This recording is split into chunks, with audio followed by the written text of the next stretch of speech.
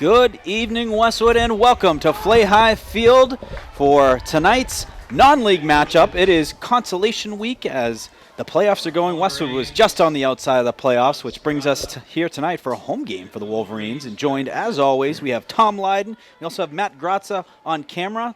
Tom, how are we doing tonight? How are we feeling on a Friday night under the lights? You didn't know if we had one. We got one tonight. Excited to be with you. You know, a lot of conflict this fall with many volleyball matches, but the volleyball season is over. This popped up on the schedule. I couldn't pass up the opportunity to be with you. And this is always an interesting time of the season for me because, yes, you want to continue to win. Yeah. And I asked Coach this week about the possibility of expanding the roster a little bit because – you know, this is an opportunity for some more people to play, but, you know, there's still that TVL large possible tie for a championship alive. Sure so is. There's a lot still on the line here for these guys, and winning at home is top of the list. So Westwood going to receive the opening kickoff, and as you see there, folks, a big wind out there tonight that's going right to left. Wolverines defending the south end zone to kick things off, but there is a big-time wind. I mean, this field is a wind tunnel. But when the wind is picked up like tonight, you're going to see a big-time difference when it comes to how teams are going to deal with passing and running. We're going to probably see a lot of runs when it comes to the teams going left to right across the screen. And as mentioned, Wolverines going to start off with the ball. But, Tom, you know, it was funny. When I was watching the Ashland game, they immediately said, Ashland is TVL champs. And I'm like, there's still season left, you know. And the Wolverines can certainly win a big game on Thanksgiving, and so can Hopkinton. So, you know, this is a lot on the line for the Wolverines as they go into Thanksgiving in big rivalry game that we're going to be covering live here in Westwood Media Center. So interesting formation we got here. We got kind of the totem pole, two receivers left, two receivers right, but they go immediately with the run and stopped right around the line of scrimmage. It looks like that was Narwood Kamaratana Puboon on the run. So in my conversations with Brad this week, what he talked about specifically was how these two teams are very evenly matched. And obviously the Wolverines don't have anything to do with scheduling this game. That's done by the MIAA. But there are a lot of athletes on the perimeter on both sides, and they match up very well. Wolverines looking to pass, throwing it up top to J.R. Drayton. He's looking to create some space. He does, getting it across the chains and some. And a gain of about 15 and a first down for your Westwood Wolverines. And that's what you got to do. Just get the ball in the hands of somebody who can make people miss. And in that case, in JR's case, make people come along for the ride. Yeah. Does such a good job in traffic. You know, he's very slippery is the word I'd use for him. Is a lot of guys had their hands around him, unable to get a hand on him to take him down after he got a big gain of about 15. You know, breakout game against Ashland. Unfortunately, Westwood on the wrong side of that score that night, but JR had a fantastic outing, including a touchdown pass from Ty. And Dylan shotgun hands it off to Kamaratana Puboon, and he runs hard for about 4 yards. Now, interesting, the game in the rain last Thursday against Hopkinton, you would think that there'd be a lot of running, and there was ultimately, but Westwood really got on the board and took a lead by throwing the ball. Yeah. And sometimes when you're in that type of situation, and I'd equate this somewhat similarly because you're dealing with a wind. Yeah. You know, there's different philosophies about taking the wind or having the wind at your back, you know, later in the game. I've always been of the belief that take the wind first, get ahead, and have the other team have to play from behind. Yes. I mean, some teams play differently when they're behind, you know, especially teams that are on a big winning streak and everything's been going the right way for them. When they start to play behind, it's tough to do. Ball was snapped and fumbled, but recovered by Kamaratana Puboon, and it's going to be a loss of about 3, which will bring up third down and call it 8. So a couple of Westwood Wolverines missing tonight. No Charlie Jessup in the lineup, no Brendan Senjic, if I'm not mistaken. So that gives us a chance to probably see a little bit more of Teddy McGowan, who had the breakout game against Hopkinton last Thursday night, getting 2 touchdown receptions on his stat sheet. So, of course, he's entering this game with a lot of confidence. Yes. I mean, only a sophomore, and he really is already contributing here on the varsity level. He's a big kid. He's got a big game. He was a starting third baseman as a freshman last year, so this kid is not afraid of the bright lights. Pindell and shotgun. Third down and long. Throw and caught by O'Malley. And a first down for the Wolverines. That's a great catch by Murphy because he had to reach behind him in that instance. And when you're going across the middle, as you know, having played this game, you almost have to expect that you're going to get hit instantly. So Murphy, with the potential of being hit as soon as he made the catch, was able to haul it in. Yeah, that man is not afraid of hearing the footsteps.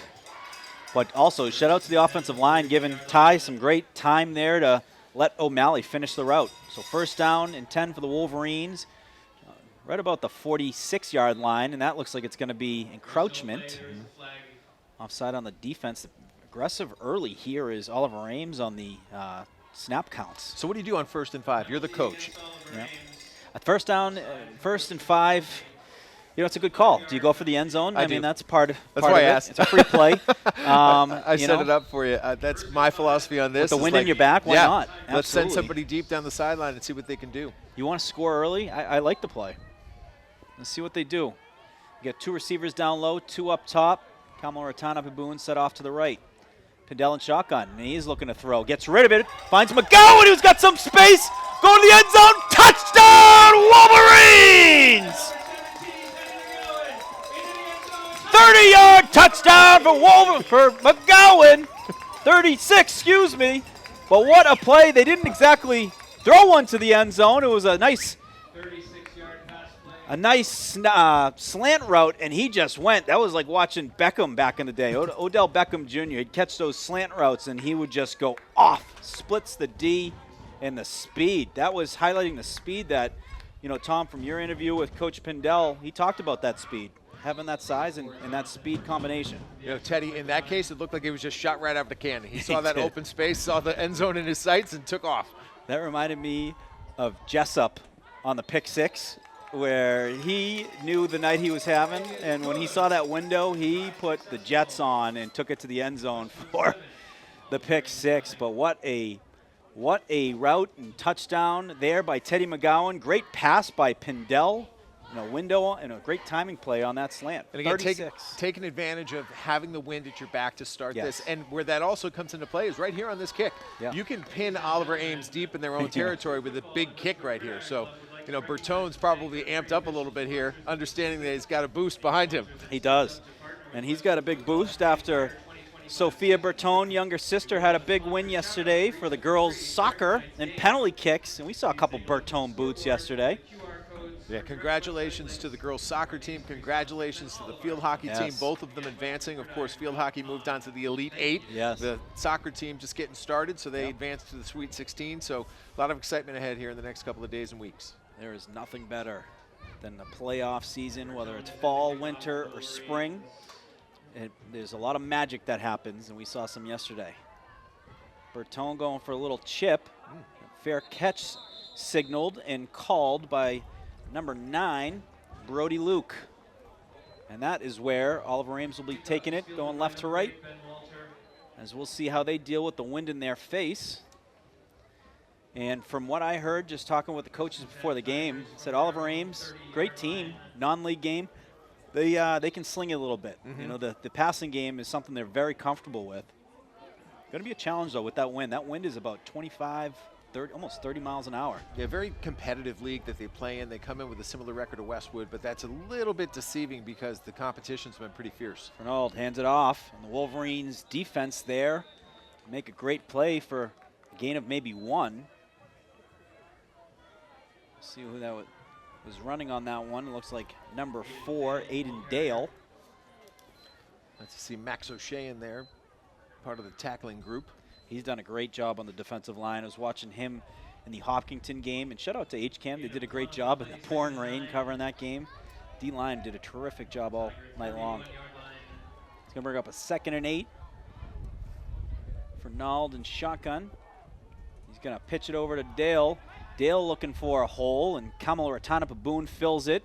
He's got some help as well. A couple other players. Only a gain of about 2. It looked like O'Shea as well helping out there. Real aggressive push by the 2 middle linebackers there, Mike Zafiropoulos and Max O'Shea.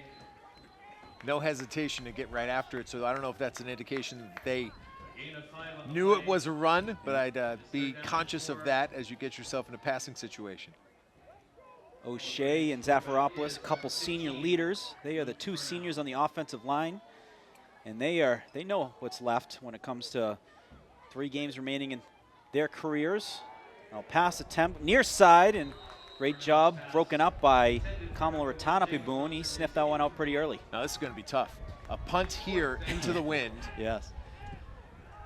You almost got to kind of go for the soccer style, rugby style kick, just to keep it low and try and get it rolling. But also, if you're Westwood, stay away from it. That's definitely a poison call. If I you know, if I'm out there, just making sure you don't want to really go for that where it's going to knuckle. And you don't want to give a free possession if you're trying to catch it and you fumble it. There's nobody back, so that'll answer your question right there. Yeah, exactly.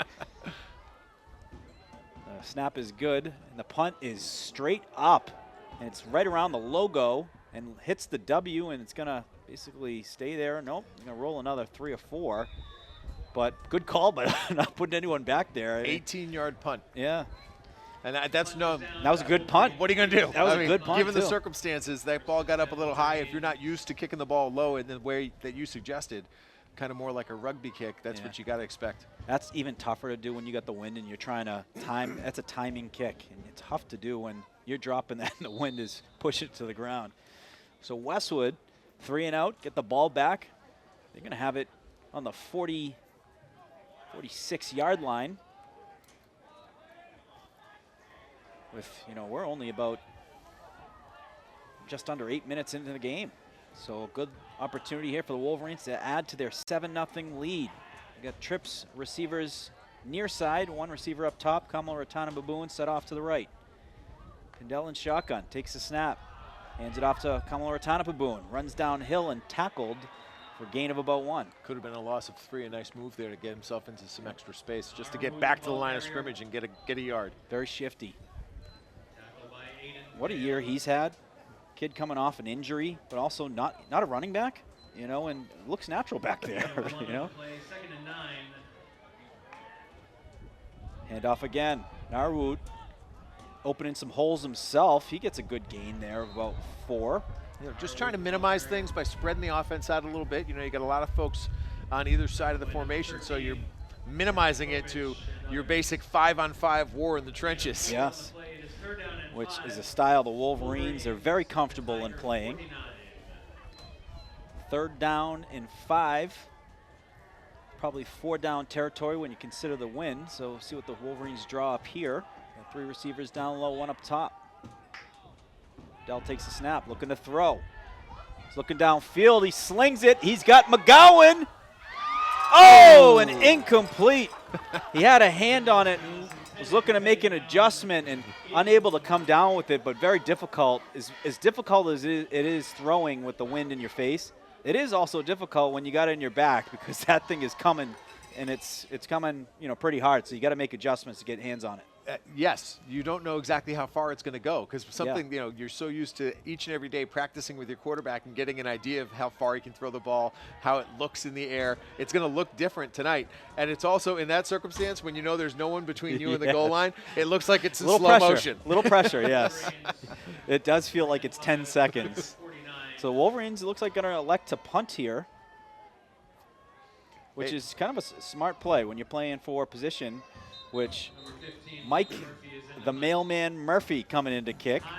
Gave him that nickname after he had a huge 3rd down conversion to close it out in a big JV win on Monday night. And Tom, the numbers of that game, 400 people watched that game. That's fantastic. Good for them. It's nice just to give those guys some exposure. Yeah. And, you know, I did want to point out that if we were the Jacksonville Jaguars, we would be in field goal range, Yeah, particularly with the wind at my goodness the backs of the What green. happened? I mean, it was like all these years, like 55 was kind of good. You know, there was that one kicker, like for the Broncos, like 15 years ago, and they always talked about that. Matt Prater, right? Yeah. Well, first of all, Tom Dempsey had That's the who it record was, for so many years, Yeah. and then it was Prater who beat it by a yard. It was 63. That was the standard forever. And then Matt Prater hit a 64-yarder, and then Tucker from Baltimore hit a 66-yarder. Incredible. And then the kid from Jacksonville got the 68-yarder a couple of days ago. Good snap Ooh, and a look at good that kick. punt. Look at this one. Nice spiral and then good clean return and then tackled immediately by number 14, Peter Holmesy. So great punt coverage by Peter Holmesy there to basically catch tackle there. The sophomore making a nice play there on special teams. You know, you're in an advantage when you're covering a kick because the receiver is worried about catching the ball. Yes. All you're worried about doing is just getting there as fast as you can and stopping his progress. So Peter made a great play right there and just went right for the recipient and nailed him. Shout out to the punt returner. No fair catch. Yep. I respect that. Yeah, I got it. That kick came right at him pretty quick. So Tigers going to take it from their own 16, being shotgun. Fernald. And it looks like no backs. So they got 3 receivers up top, 2 down low. Fernald all by himself in shotgun. Doing a little work on the chains across the field. This is interesting. So you got no running backs, a big-time wind in your face. They're either looking to throw or they're going to try and get Fernald running on his feet. We'll see. And, yeah, they're looking to throw. Getting chased down by McDonald. He's working his way towards the near sideline, gets rid of it, and that is incomplete. That was a pretty good throw, though, for Fernald as he was working his way towards the sideline. Was looking for number 18. I think that was intended for Jacob Melton. Yeah, Jacob Melton. Senior Yep. number 1. Yep. We'll bring up a 2nd down and 10. McDonald had a nice break there on getting to the quarterback, forced Fernald to get out of the pocket and get rid of that ball as he was working his way towards the sideline. What a year he's been having on both sides of the ball. Fernald going to hand it off. Running back on near side and then tackled as he's trying to work his way out. Looked like he was tackled by number 12 for the Wolverines, Ryan McCabe. He had a big game last week as his first varsity start for the Wolverines. Great combination last week of it being a rain game and it being on grass. Yes. Like, those are the days that you live for. Especially, do you see them guys sliding at the end of the grass? You can only do that on grass. Who has played football lives for those moments. Hand off again and then tackled immediately by Murphy O'Malley. He worked his way right down the line of scrimmage to make a nice tackle for loss, which will bring up a 4th down and 4. Interesting. There was no hesitation to punt it last time, and there's no hesitation to go for it this time. I'd watch a hard count, right? It's only 4th and 3. Yeah. So make sure that you stay on sides if you're Westwood here. Watch the ball. Yeah. And there it is. There you go. Barking it out a couple of times. I do laugh when they show, on Pardon My Take, where they have different quarterbacks on, and they say, give us a hard count. Timeout. They have quarterbacks on there, so give us a good hard count. And they said the best they had was Andrew Luck, because he would go, and then they had Eli Manning do it the other day, but it was interesting. There is an art to the hard count where, even if you're watching the ball, there's some that are just really good at getting people to flinch. So timeout called by Oliver Ames. They'll most likely come out with the punt team now. 4:43 to go here in the first quarter. Westwood up 7-zip. Good start, and we've seen a couple of good starts here. Yes. Most notably the game against Norwood. Yeah. That was something else. I don't think we'll see a start like that in quite some time. We didn't even stretch.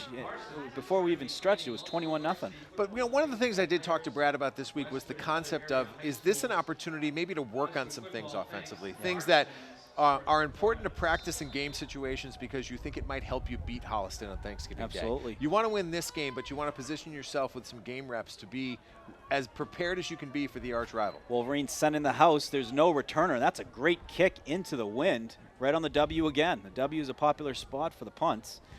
They're going to be downed inside the 50, right around the 47-yard line. Down at the Tiger 47-yard line. It'll be 1st and 10 Wolverines. The Wolverines will take it from there.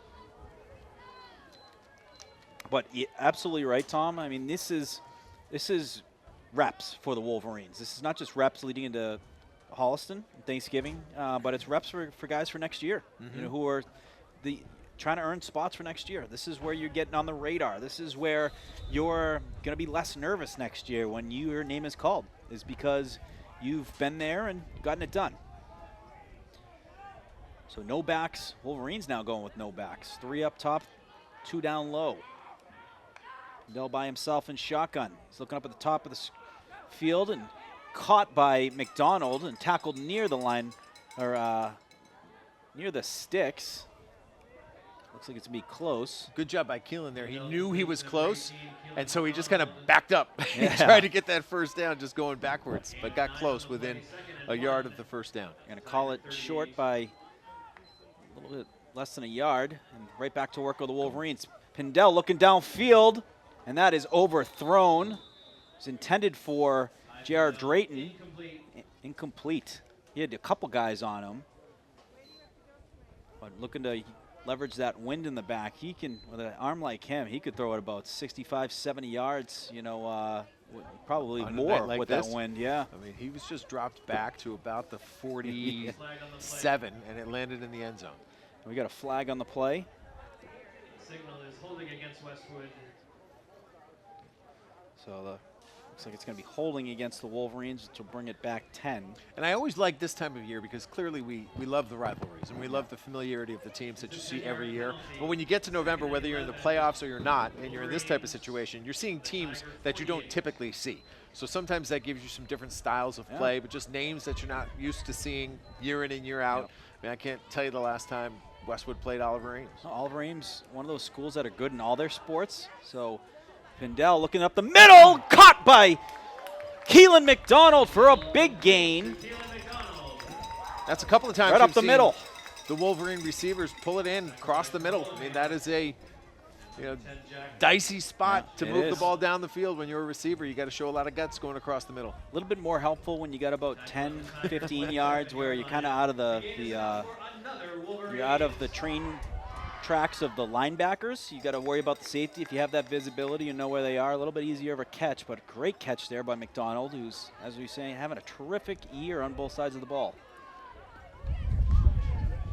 Pindell takes a snap, looking to throw again. He's got a wide open McDonald again. McDonald working his way downfield, protecting the ball and getting some extra yards, and he's brought down right around the 10. So back-to-back plays for Pindell and McDonald, and they worked it about 40 yards to have it placed right around the 11-yard line. How about that? Right after the holding penalty, they were able to bounce back right away. So, yep, forgot about that penalty real quick. Almost 37 yards in 2 plays. Pindell setting up the wide receivers. He's got 3 up top. You got McGowan by himself down low, and he's working the hard count. Hands it off to Narwoot. Narwoot with some space and some speed, and he gets it into the end zone. Touchdown, Westwood. That's an 11-yard run for the senior running back, and good for him. He has been a guy that's been getting hard-earned yards all season. Love to see when he hits the pay dirt there, and great run there for the senior captain to add to the memories he's had so far and collected this season, and many more to go.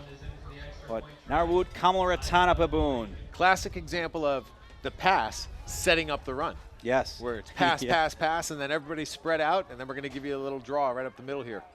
Senior John Bertone looking to add to the X, and a fire. Or is this a design play? It looks like it is. Bertone! Oh, he just had to run it. He was right there. Man. That was a beautifully called play. But just, Oliver Ames able to just get a piece of the throw there. That was beautiful. That he would was have been dedicated to the play call right there. But when he goes back and watches this, he's going to say, I could have walked into the end zone. Imagine him diving, John Elway style right into the end zone. That would have been an all-time clip. But that is no good on the attempt, which is going to put the Wolverines score at 13-0. And they're going to kick off with 2 minutes 50 remaining here in the first quarter. I hear Jay talking about the play. Yes.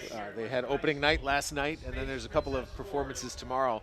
And I had the chance to talk with 3 of those kids to chat about the performance and the production. And it is apparently an absolutely ridiculous performance. That is very farcical. It's a mixture of... Is it a comedy? Yeah, it's a mixture of Star Wars and The Princess Bride. Is it like Spaceball type theme? A little bit, a little bit. So I was able to see some of Mr. Mao's photos from the dress rehearsal night, and the costuming is fantastic. That is outstanding, and they're going to say he's down. I think it must have been a fair catch inside the 20. Remember when that used to be a delay game? Like if you had the fair catch, it ran? Yeah. I remember that happened in a game, Notre Dame game years ago.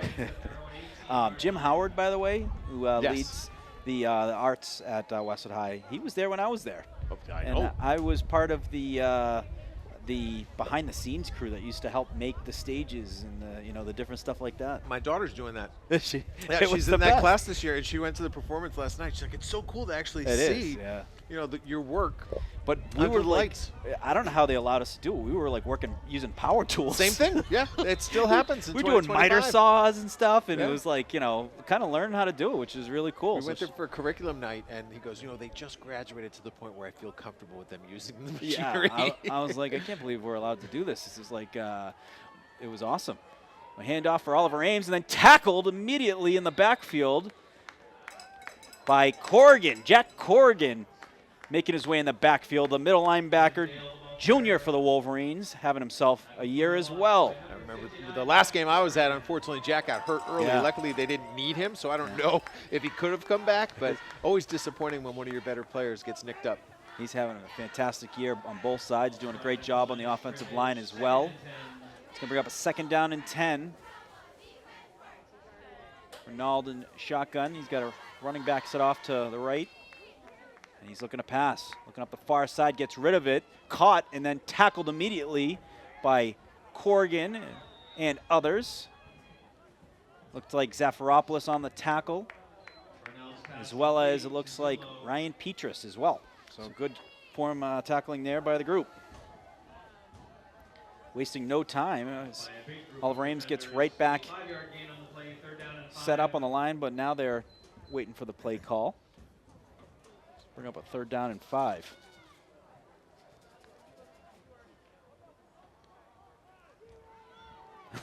See guys saying, what's the play call? They don't know. And then up top, they're telling to each other. So time must be running out. And I think we might see a delay of game or a timeout. Oh, false start called on Oliver Ames. That's going to bring them back 5. So we'll make it a 3rd down and about 9. Yeah, a little confusion there along the line of scrimmage. Yeah. The near side receivers on our side were giving us the Palm Sunday. They didn't know what the play call was. And then I'm looking at the receiver on the top. One of them had to run over to whisper in his ear. So now they'll get the call because they have someone running on the field that will deliver it. But it'll be a 3rd down and 9. 3rd down and about 10. Just across the I always thought it was so difficult in high school football where there's no visible play clock. No. I mean, basically, you only get the indication when there's 5 seconds left. Yeah. And Yeah. the official that's well behind the defense raises his arm to give you that indication. Yeah. And it's like, and then when you look up, you don't really, well, is it 5 or is it 3? Yeah. Like, I just caught his eye. Do you appreciate when they play in like a college, a field or like one of these nice neutral sites and they have the clock going? And that's a beautiful pass. And then underthrown, though. And that's going to be incomplete. And it'll be 4th down and 10. And on comes the punt team for Oliver Ames. I think that one just got rejected by the wind. Yeah, it was a good throw, and then the wind just got it at the end. I would be very curious to see what transpires here. 44 seconds on the clock. Yep. If you get the ball in plus territory, do you almost approach it like it's the end of the You're going half for it. You're going for it. and play a little bit of clock management, including using your timeouts? Absolutely. I think so because, you take that lead. That's you want to get to 21 if you can. So there's going to be a flag again. I think that might be either delay of game or false start. That's another false start. Yeah. So Westwood, I think, took a timeout. Didn't they already take one? So they might be down to 2. 4th down and 15. Just across the So 13. No. Yeah, Ames took a timeout Ames because did, it was on yeah. that 4th down play. Yeah, when they were trying to get someone offside. The Wolverines got to send the house again. They got no one back. They got a bunch going. That one looked like it might have caught a piece and lands inside the 30. Yeah, you're on the 27-yard line. Yeah. 38 seconds to go on the clock. Yeah, they're It's going time for the to end strike. zone here. I'd be looking for passes, Yeah. no question about it. And Yeah. if you do run, I'd be calling a timeout. Now, are you doing middle of the field? You got the timeout. Why so not? Why not? The middle of the field's been working. At this stage, up 13-0. I like the seam play. I think the seam play has been working well. Keep an eye on O'Malley up the seam or McDonald. And if you see a safety shading, keep an eye on McGowan. He is signed up on the near side. So as Tom mentioned, 38 seconds remaining here in the first quarter. Wolverines with the wind in their back looking to take advantage of this before they swap ends of the field. Pindell in shotgun. Takes the snap. He's looking to throw, gets rid of it. He's got an open McDonald, touchdown! That's one way to do it. Yep. On a cross route, 27-yard touchdown pass between Pindell and McDonald. How many times have we said that this year? It's basically been at least every single game. Who needs timeouts and who needs 38 seconds? Yes. When all it takes is 6. McDonald's going to have himself quite the highlight reel this year. And if you're watching it, you're going to be like, there's a lot of different teams I'm seeing these touchdowns scored against. Bertone going to go for the extra point. He went for a trick play, 2-point conversion last time. This one, old traditional kick, and it is good. It puts the Wolverines at 20-0. 32 seconds remaining here in the first quarter. Love the aggressiveness. I love the fact that they knew they wanted to take advantage of the wind at their back. Yeah. And I don't know how Keelan McDonald gets behind the defense. It was definitely, it looked like a little crosser, like a deep crossing route for him. And might have been a little miscommunication on the coverage there, but he wasn't dropping that one. He's had a couple of touchdowns like that where he's got all the time in the world to think about it, but he is a big-time player. Well, I can already count up. He had at least 37 on the last drive. Yep. That was a 27-yard touchdown good call, pass. yes. Yeah. So that gets us up to 64 right there. And he might have had another reception before that, the one where he backed up towards so give him 9 on that. I think he's up to about 73 yards, 75 yards receiving already in the first quarter. I think he saw his buddy Jessup on the Brown Brothers, play of the month, and he wants a crack at it. So I don't blame him one bit.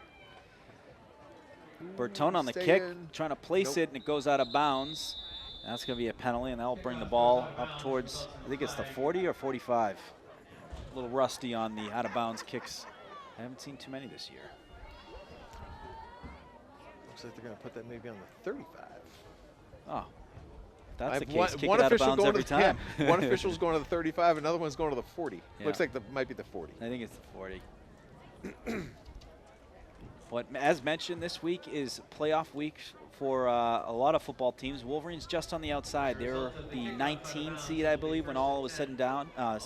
You got to be in the top 16 to make it.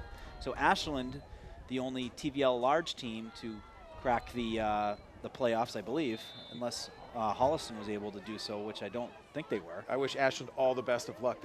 Ozawon was such a good running back, athlete. and he had such a huge game against Westwood. I hope that he has that type of playoff performance because the state deserves to see it. Yeah. I mean, he has really stood out this year. Absolutely. Toss play. That's the number 4, Aiden Dale, and he's tackled right around the line of scrimmage. That's a great play by the Wolverine defenders. Looks like Zafiropoulos on the play. And you know what, I want to give a shout out to Ashland that, see guys, you don't have to do the gimmick offense. You got a good running back, and they had the more traditional style. So I hope we don't see that wing tee or any of that old school stuff anymore. Well, they did throw it a little bit in the game against Westwood. Yeah. And, the one thing I give Ashland a lot of credit for is they were quick strike in that game. Yeah. They had great blocking up front. Kevin was able to get in space. I mean, he had touchdown runs of plus 50 3 times. Yeah. So that was a well-deserved win that night and a well-deserved TVL crown that they've at least clinched a tie of right now. Yep, and that is the end of the first quarter, folks. We'll take a quick break. Wolverines up 20-0 on Oliver Ames, and we'll be right back after a quick message from our sponsors.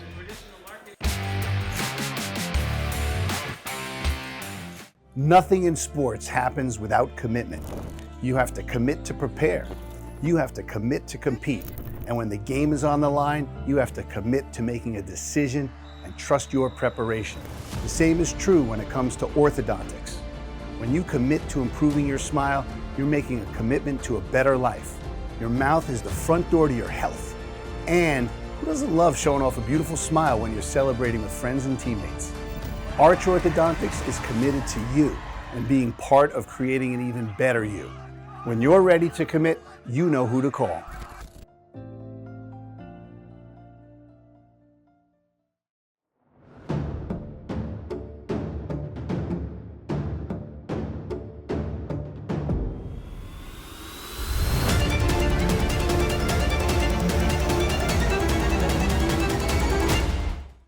Westwood High School Sports brought to you by Arch Orthodontics, creating generations of beautiful smiles with expert orthodontic care. And Neroli Ristorante, authentically Italian. Well, welcome back, folks. Oliver Ames taking over, and they're going to have the wind in their back now. Wolverines are able to get 20 points behind the wind. And throw caught up on the far side, hit on the far side as well. Jumani Self, excuse me. Welcome back, Jumani. After being out, he had a collarbone injury for a bunch of the season, but good to see him back. Good, big player. I can guarantee you that Brad is keeping the players focused by letting them know exactly what they did with the wind at their back. Yes, yeah. So you don't want any confidence in the sails of this Tiger team. So these next couple of plays are ultra important. Yeah, do not jump on a play either, because when you think you can estimate that ball, it's going to go above your head. And we got a throw up on the far side, and incomplete there. That was intended for number 11, Deshaun Walker. In coverage was McCabe, outside linebacker, doing a good job tracking the wide receiver down. Incomplete, going to bring up a 4th down. We're going to bring out the punt team. It is 4th down. So this would be an interesting now to see. It was a solid punter into the wind. Let's see what he does with the wind in his back. And the Wolverines still have no one back, which is interesting. They're going to bring the house again. And this is a good punt. My goodness, this is going to be, it's going to work its way towards the end zone. Oh, they get there? Oh, they slid in. Oh, that's one thing I learned is good effort. Never slide. Hit it and let your teammates do the rest. My goodness, that was kicked from, that was about a 70-yard punt to reach there. That was impressive. That was impressive. That's fun to kick with the wind behind you. It is. That was a sight to see. But that was into the end zone, and the Wolverines will take it on the 20 going left to right. So I do have one funny punting story. Yeah. All right, I was covering the Pro Bowl. I was working at the NFL in 1996. And the Pro Bowl punter that year, he was playing for the Cardinals, it was Jeff Fiegels. Oh, yeah. And so they would practice at this hotel resort in Hawaii. And we were kicking back and forth. And he was kicking into the wind, and I was kicking with the wind behind me. Yeah. And I kicked a 65-yarder. Are you kidding me? It was pretty cool. A little spiral action? I was or? inspired by Jeff Fiegels. That is awesome. But I definitely rode the wind. Kamala Ratana Baboon with a nice run there. And that is a gain of about 3. I was I was on the Big Island, or not the Big Island, but I was on Oahu, and I was on my way to Pearl Harbor, and I saw the old Pro Bowl field. And I think it's Aloha Stadium. Yeah, it's shut down right now. There's some renovations or something they're doing there. Yes. So. I forgot to mention, though, that Jeff Fiegels was kicking at 65 yards right back at me into the wind. That's very impressive. Now, did he have the one bar face mask? No, he was never a one-bar guy. Yeah, I always love those, the one bar. You ever try to catch a punt of an NFL punter? I have not, but I did catch punts in college, and those weren't exactly the NFL style. It's like a rock. Yeah. Ooh, oh, there we go. Nice run there. And that, I don't think that was Narawood. Might have been Jack Button. 3 Tigers. Yes, it was. Jack Button, number 27 for the Wolverines. Nice carry there. Correction across the That's 40-yard a big line. gain. The Gets a game first is down for the good Wolverines. another Jack Button, Wolverines. sophomore for the Wolverines, or let me say how Keith Jackson says, sophomore. And he's an impressive player. I saw him play in a JV game this year. He runs hard. He wants to run people over when he has the ball, and that's a fumbled snap, recovered. It's going to be a loss of about 5. So I was talking with Sandra Castledini before the game here, because you, of course, got a son who plays on the JV squad. And they have put together an incredible run, where over the last 3 years, they've lost like 1 game. Undefeated as 8th graders, 1 loss last year, and undefeated this year. So the future is bright for sure. They were very impressive. Nico was very impressive on defense. He gets after the quarterback, and then he's also tackling running backs in the backfield. He was built to play football. I always love the intel. Just before these games, I always like just talking to people, because you never know what kind of intel you're going to get. Absolutely. Sandra's got that athletic background, so she knows the things to say. She knows the tidbits to give the broadcasters. Absolutely.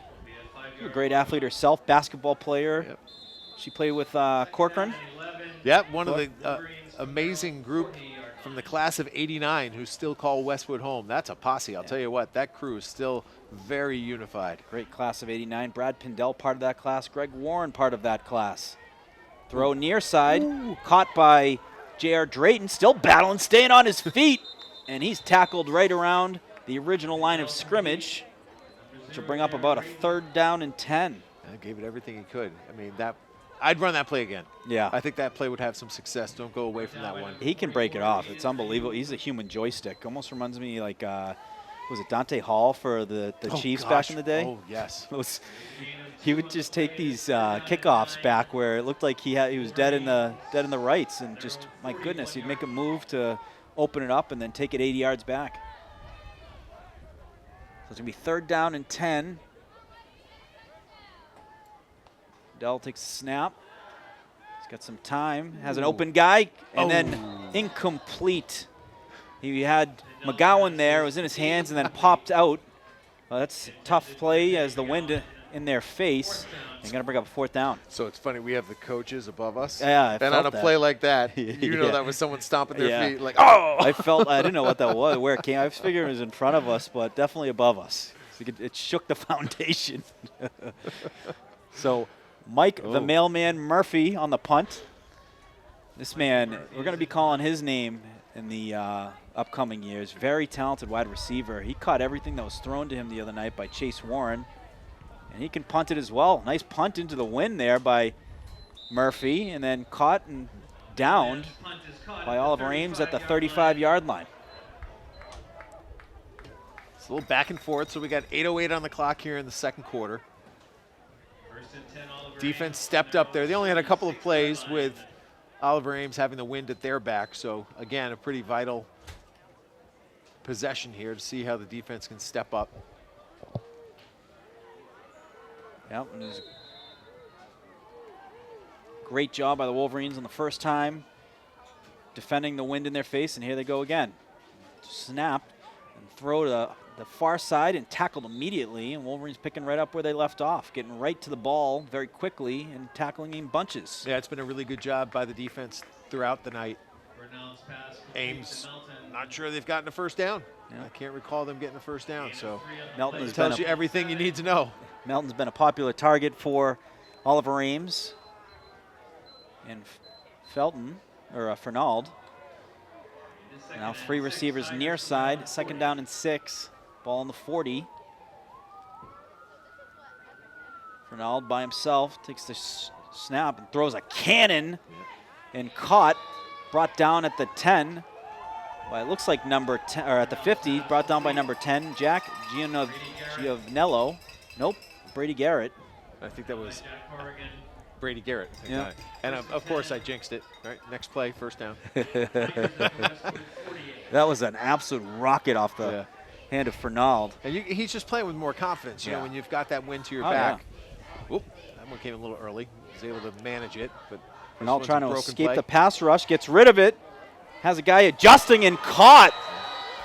Caught by number 1, Jacob Melton, for a big gain. Great job by both of those guys. That snap came early. Yeah. Fernald was able to adjust, get himself in space. The line was still getting adjusted, trying to catch up to the play, and a nice throw down the sideline there. Made a great adjustment on that. And that's a big gain for Oliver Ames as they're looking to take advantage of the wind in their back. Handoff to Corrigan. Corrigan again. Matt. Garrett, the ball carrier. Down by O'Shea. So O'Shea there on the tackle, as well as Corrigan. And nice play there for a loss of about 1. Bring up a 2nd down and 11. Bernal looking far side. Nice connection there, and then tackled just about 3 yards short. Tackled by Gianni Martucci, playing linebacker out there. Well, that was a great pass, great catch. Really good job by Fernald right there. A difficult throw Yeah.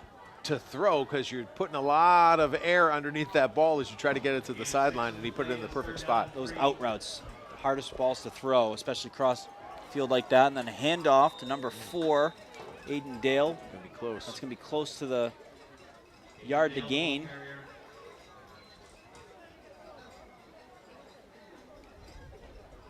And looking on the spot, or the yardage marker, it's going to be close, and it's going to be official timeout. Bring out the chains. Love it. So this year in the NFL, they have the virtual measurement. Have you seen one of those yet? No. Yeah. No, tell me about it. So they've been working on it for years, and the concept is that there's literally virtual measurements, and if it's close, they go almost like with tennis. Yeah. When Oh, they yeah, yeah. see the ball Yep. in or out on a serve. Very similar technology. Which is great, but I'm more concerned about virtual spots. Yeah, exactly. Spotting the ball virtually. I trust the chains are where they need to be. but is the ball spotted where it needs to be? You know, sometimes you see, that looked like it was about a yard short of where it was, or that's a yard, extra yard on the. But I like it. Science, adding science to improve the game, I'm all for it. I just heard I'll text you right away. Jay talk about the. No, you're good. I'm giving you a high five. Mimi O'Shea's in the booth. You're doing a great job. Absolutely. With the hype crew. The hype this crew year. is unbelievable. What they've done the last couple of years, the themes and the different budget they've brought into having, making the game day fun for everyone, not just the students, but the fans themselves. Well, It's Jay was fantastic. just talking about the field goal kicking contest. Yeah. And I sure hope that they're kicking right to left. I sure hope so too. And it better be no less than 25-yard attempts. And I say bring Trevor Ferreira back out there with his boot. Yeah. Maybe Sophia Bertone. She could probably kick one from the 40. She's got a fantastic boot. I say we get. So it's a fourth you down. out there. They're going 4th and 1. 4th and 1. Oh, I got it. And it looked like they got a nice push there by the offensive line. I don't have my kicking shoes, but you know what? Hey, I'm a gamer. I'm ready. Maybe we get you out there on Turkey Day. Yeah, that would be. Might have to get a couple warm-ups in, Tom. Make sure that the hamstring stays on the bone. So, folks, as mentioned, we've said it. We've teased a little bit, but the Wolverines are going to be playing here at Thanksgiving. Obviously, Westwood Media Center are going to be covering that game live. So we are very excited about it. As Fernald hands it off to Dale. Dale tackled immediately. Wolverines sniffing that out. The linebacker's working extra hard tonight. Actually, that was part of the D-line. It looks like Zafiropoulos as well as O'Shea. So interestingly, Holliston got in the playoffs. And so they've got their own battles between now and Thanksgiving. They snuck their way in, huh? They did. So we're wishing them well. Yes. Is it Yeah, okay to say that? Yeah, we are. Wishing We are. them well. We want We to do. represent the TVL. Yeah. You know what? Absolutely. The other night, the boys' soccer game, there was Norwood soccer players and Norton soccer players supporting Westwood, and they were wearing Trevor Ferreira shirts. Love to see it. And listen, when you get to this point of the year, you want the teams that you faced all season to succeed. Now looking to pass, gets rid of it, and then incomplete. Well defended by Kamal Ratanapaboon on the pass defense there. Put him at cornerback. Yeah, that man can do it all. Very impressive. And that was third. That was second down, which will bring up a third down and goal. But nicely done there by the linebacker. Most likely it was covering either a tight end or the running back coming out of the backfield, but great job staying on top of him. So this is where, as you know, as a defensive player, it comes down to pride, right? Yep. This is Yes, you want the zero on the scoreboard. where you dig in. Yeah, we got a timeout. Oliver Ames. You know it's going to be 2 plays. It's 3rd and goal. They're sitting on the 9-yard line. Yep. So think of it both ways. The Tigers are trying to get 2 plays into the end zone. Yeah. And if you're Westwood, you know you got to defend 2 plays to keep them out. So what I'm thinking here, Tom, is Westwood's been doing a good job of tracking down the running backs. I think it's going to be a pass, but not just a pass. I think they're going to go with some kind of trickery, whether it's a little, we see a reverse pass, maybe a Philly special, something like that. I think we're going to see something to throw it off, because that's how you change the game, by a play like that. You're giving me some indications of how I defend you if and when we ever play Madden against each other. We're getting some insights into your brain. I used to play my nephew CJ, and there was nothing better when you're the uncle and you're playing your nephew, and then you're up big, and then they do the old rage quit. They just shut the whole game off, and they Throw won't play the you. controller. They'll never play you again, And then he got to a point where he was whooping me, and I wouldn't shut it off, but I was like, all right, I've had enough. There we go. So 3rd down and goal, And they're gonna and that's move. going to be. Timeout. Is that a timeout again? But I saw Timeout Ames. Ames had a player moving. Yeah, so looks like it was they didn't like what they saw. So you'll get a kick out of this. I will date myself a bit. That the very famous Tecmo Bowl. Oh yeah, Bo which is Jackson was. that was my freshman year of college. Yeah. So imagine going to school and being surrounded by a bunch of people from all over the country. We had a floor that had people from Minnesota, Nebraska, South Dakota, Idaho. Everybody was represented. And we would pile in the RA's room, Frank Zadar, Yeah. and we would play. We didn't know at the time that it was legendary, Yeah. but we played the legendary Tecmo Bowl, and yes, Bo Jackson was unstoppable. cheat code. It If was a you had cheat Bo code. Jackson in the 1990 Tecmo Bowl, you were unbeatable. You ever see the video of him going in circles when everyone's chasing him around, and then they're like, all right, now we'll go to the end zone. But, Tom, I do want to bring up a punting story since we were talking about punting earlier. But there's a funny, and one of like my dad's favorite stories growing up in Norwood. John Dixon is a part of a famous family in Norwood, great athletes. Has the punting record at BC, 99-yard punt. Wow. On the 1-yard line with a day like today under the wind. That's got to be the world record. Yes, 99-yard punt. John Dixon, look it up. So 3rd down and goal. Fernald looking for the end zone. Wolverines chasing after him. Corrigan, he's looking for the near side. It looked like it hit the turf. It did. Incomplete, which will bring up a 4th down. I mean, that was all dictated by the pressure up front. The guys who were in the face of the quarterback completely changed the complexion of that play. A great pass rush by the Wolverines. They were working downhill very quickly, and they forced a quick throw by Fernald, and it was just a little bit low, but was still well covered on the far side by Jumani Self. 4th down and goal. Big play here as the Wolverines want to keep a goose egg on the scoreboard. Oliver Ames trying to change that. The throw and then defended by Keelan McDonald. And again, that's dictated by Mike Zafiropoulos, Yes. who was right in the face Oh of my Fernald. gosh. Great pressure, and the Wolverines stepped up to the challenge there. They knew they had to stop 2 plays, and they stopped it with pressure on the Timely. quarterback. Timely, and that is old school Westwood defense. Bend, don't break. You might give up a big play here and there, but keeping that 0 on the scoreboard, and they're going to take over the ball with 3 minutes 54 remaining here in the half. Up 20-0.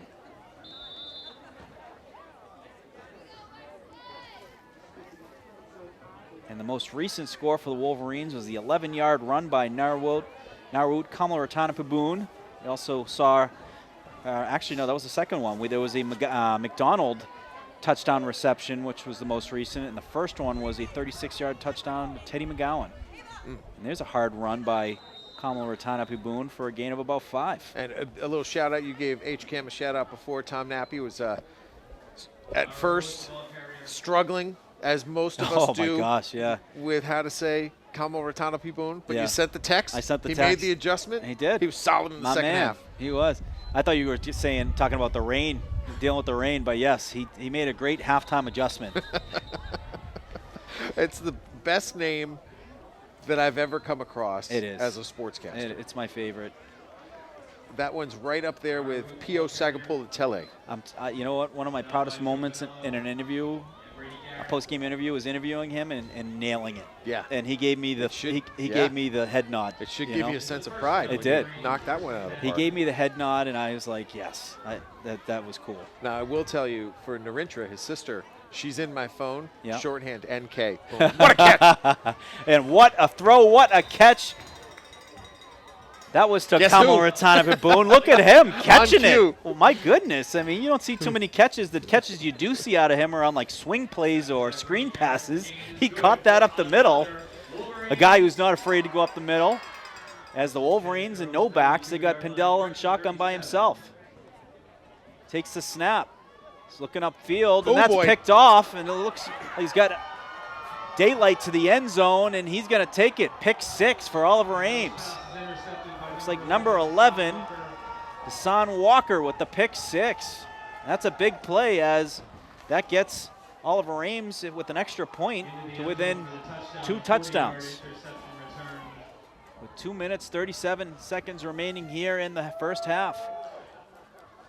Challenge thrown against the wind, Yeah. and you've had nothing but success all night. So what happens is overconfidence comes into the picture. Yeah. Right? And you think that you're untouchable and you can accomplish anything. Yeah. It is natural. It is human nature. So now's a chance to kind of look back in the mirror and say, like, all right, deep breath, make sure that doesn't happen again. And what's great about it is that when you're the quarterback, you get a chance to come right back out. Like the next offensive play you run is a play that you're the quarterback. I got to give a shout out to Walker. Very smart play. When you have the win like that, you can be more aggressive. Oop, blocked. And that is blocked. Okay. So after the blocked kick, Wolverines 20, Oliver Ames 6. And as Tom mentioned, Wolverines going to get the ball back. They're going to look to answer to that.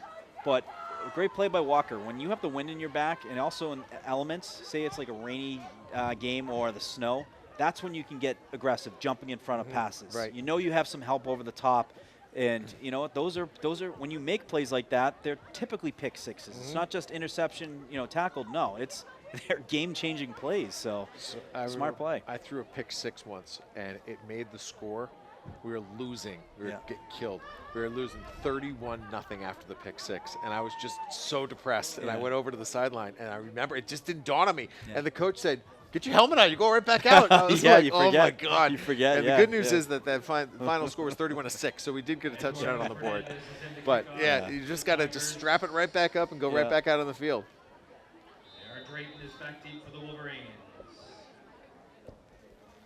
So Oliver Ames going to kick off their second kickoff. They kicked off the opening kickoff. They're going to receive in the second half, and that ball falls off the tee. Typical rule is you can place it again, but if it falls a second time, you need someone on the kickoff team to hold it. And have you seen the NFL rule? No, In that circumstance now, because they moved the coverage team up, There we go. 35 yards. So In now this it's- circumstance in the NFL, they could actually bring somebody in off the sideline just Really? to hold the ball. Oh, I like that. And Okay. as soon as the ball is kicked, he has to run off the run field. Off the field. That is hysterical. So, yeah, someone's going to have to hold it, and they're going to throw the tee off. Oh, The wow. tee is off. That was Interesting. a very solid underhand throw by the ref.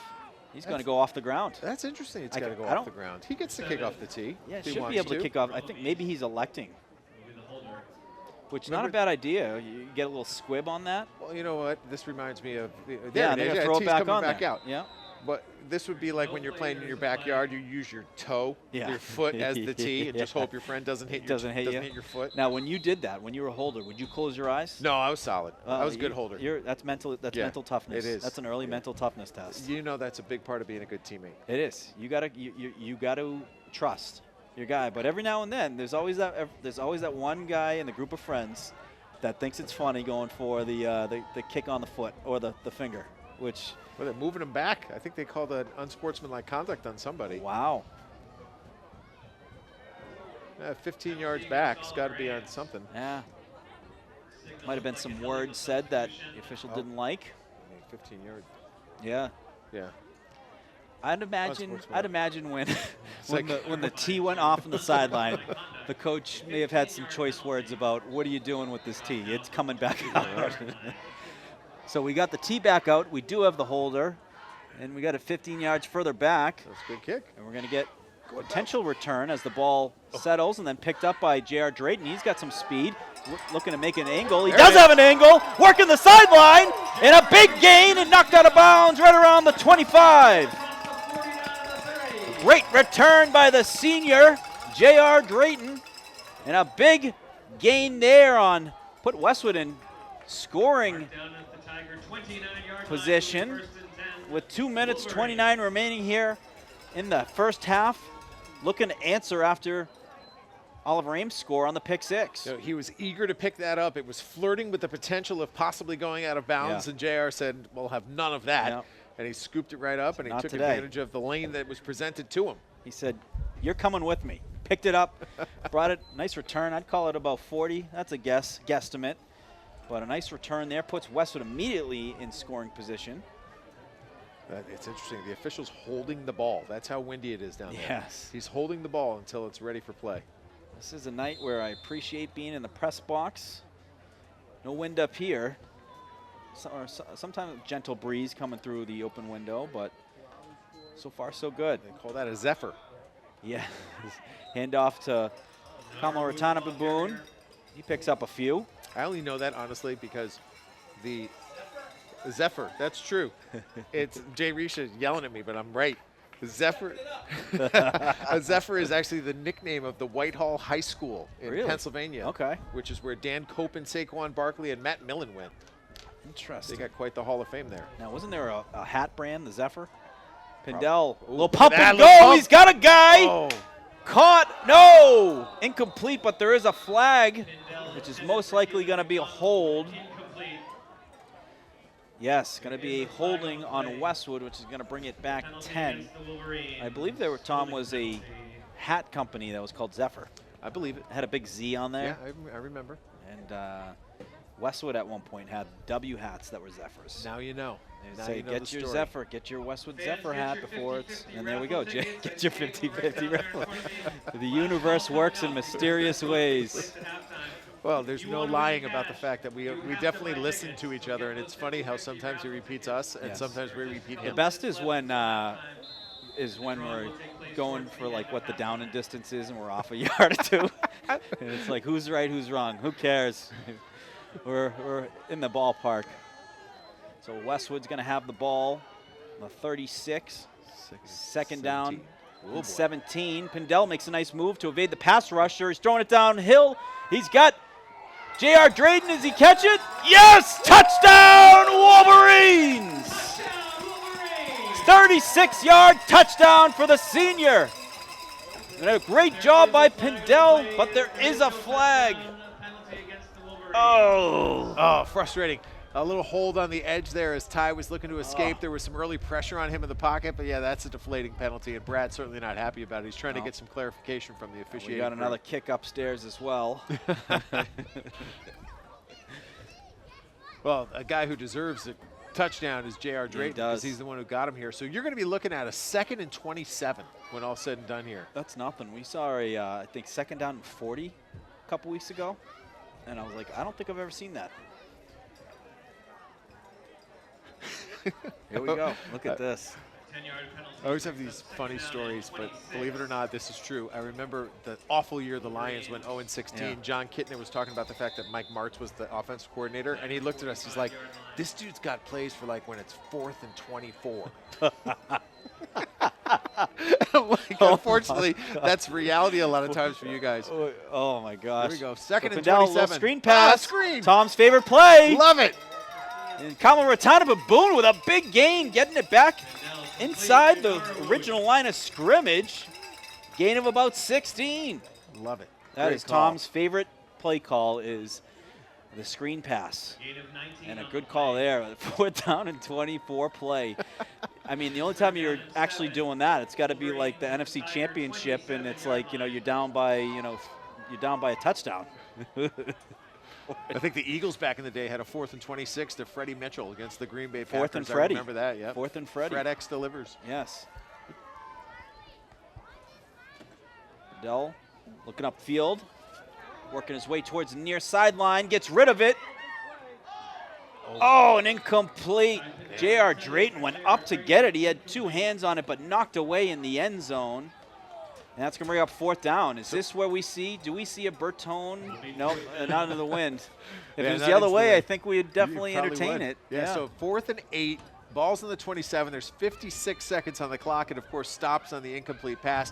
Credit to Drayton there. He was definitely covered, double covered, but he's still pretty darn close to coming up with that one in the end zone. I saw John Bertone on the field. I love going on the field. As you mentioned, talking to Sandra Castaldini.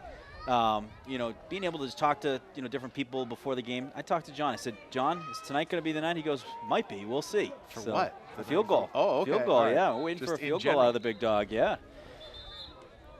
It looks like a timeout called on Oliver Ames. So that's definitely their final timeout, confirmed by Jay Risha. And they took a quick glimpse at what the Wolverines are trying to do, and they're going to talk about it. 4th and 8. What are you drawing up here, Tom? Well, I think I'd go screen. I was going to say. Maybe not the same exact type of screen we saw the last time, but something similar where I give the defensive players the illusion that Ty's in jeopardy, right? And get your offensive lineman out to the side. More of a traditional. A little false confidence. A little more of a traditional screen to the left or right. And I think most quarterbacks probably enjoy throwing it to the left a little bit more than they do to the right. Yeah. So there's my call. I like it. Put my chips on the table. I like it. You got Narwood in the backfield by himself. Looks like you're going to have 2 to the top, 1 to the bottom, and then Murphy O'Malley over there on the left slot. So keep an eye on O'Malley. I think the middle of the field's been working for the Wolverines tonight. He's a guy that's not afraid to work up the seam, go across the middle. And Dell takes the snap, looking upfield. Boom. Looking for O'Malley, and off his hand, and that's picked off. Picked off by the Oliver Ames safety, number 7, Dimitri Karolimis. and he's knocked out of bounds right around the 30-yard line. You know, always an interesting dilemma there when you're the defensive player. Do you just drop it? Because if you drop the ball, you get the ball right back at the original line of scrimmage. But he was able to return it and actually take it back beyond where they would have received it had he let the ball hit the ground. But really not much to lose there. 44 seconds left now here in the half. Going to have to step up. Oliver Ames does not have any timeouts left.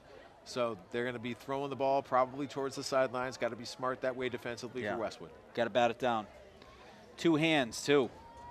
College coach used to say, you know, one hand, if you're getting one hand, you're trying to bat it down, it's easy to miss. Two hands, making sure you get it done. All it takes is that one time to be made an example. You don't want that to be seen on film where you try and bat it down with one hand. And here we go. Oliver Ames with 44 seconds and a little shuttle pass. Inside running back, tackled for a gain of about 7. That's number 11, Deshaun Walker. That's the same guy who had the pick six. Yeah. Clock's running here, though. We're under 30. Yeah, and they have no timeouts.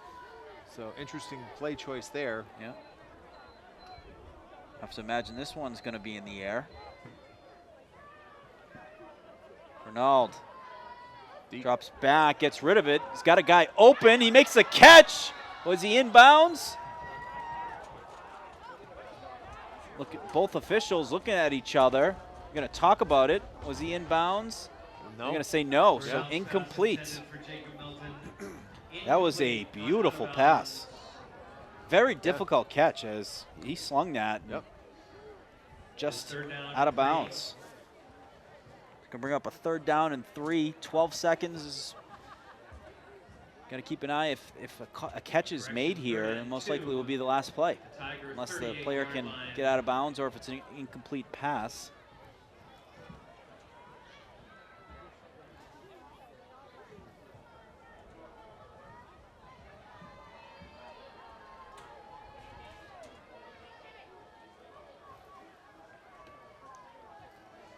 Ronald running into the huddle with the play.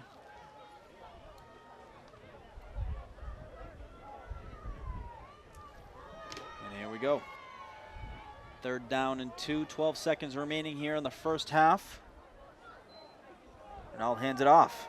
Ooh, all right. I guess going downhill goes Aiden Dale, and that is going to do it for the first half as Oliver Ames will get the ball to start off the second half. But they did stop the clock. Just for the first down. For the first down, yeah. Just delayed the inevitable with the first down. And then that is going to do it for the first half. So Wolverines up 20-6 after one half of football. Oliver Ames going to get the ball to start off the second half. We'll take a quick break, folks. Stick around. You're watching Westwood Football on Westwood Media Center.